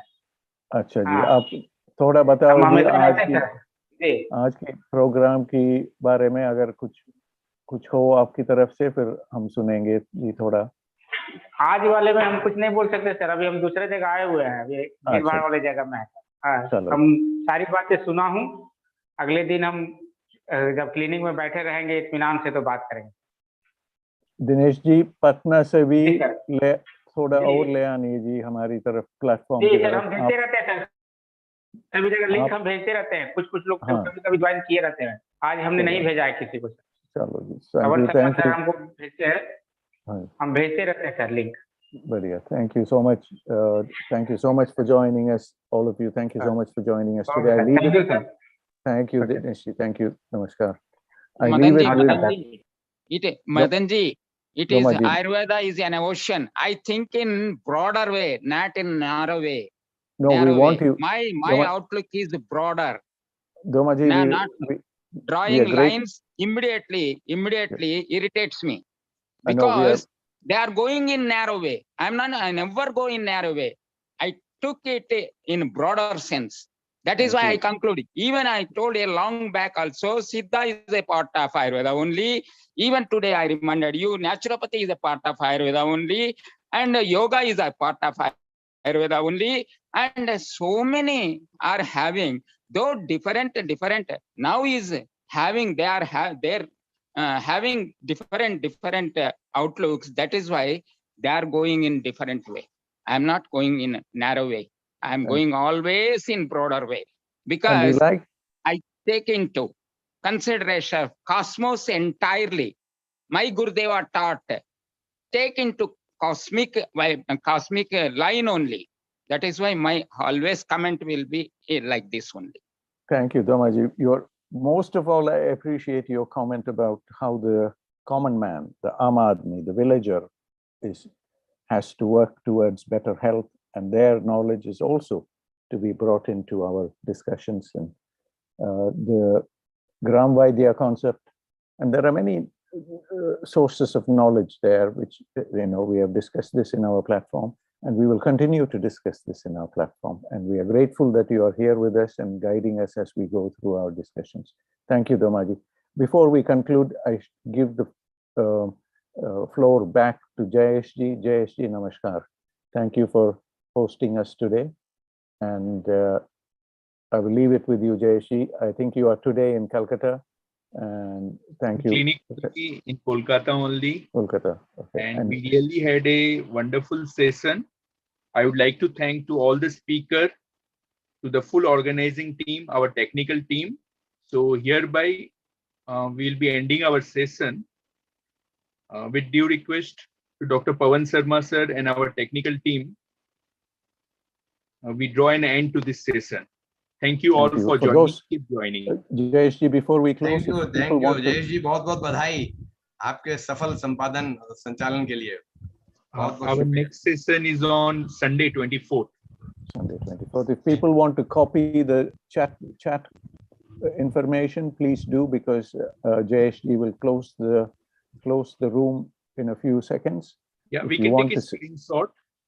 no, I have saved the chat box. Madan sir always puts a good remarks to every speaker. Yes, because I'm also learning as I'm listening to people. I'm also learning new things, and I put whatever information I have, I put in the chat box there, so that I also can benefit from it when I look through my notes. Ours is more a discussion. So thank you, Stina ji, for joining us from Stockholm. Very grateful. One another comment, Madan ji. Will you allow me Domaji, one another please. comment? Please, please. Sir, please. sir, no negative comment, sir. No negative comment. Lifestyle के बारे में बोल रहे थे कि Whatever it may be, but you are starting with negative. Okay, Domaji, we will come back to this over the next discussion. It's coming up to 9 o'clock, 1 minute to 9 o'clock in India. Thanks to everybody in Hindustan for hosting us. Domaji, we have many more events where you will be, and we will come back to all your doubts and questions and comments and criticism. We will take them all. Jayeshji, thank you. We will leave you to draw. We will leave Jayeshji to draw this today's event to a close. Thank you, Jayeshji.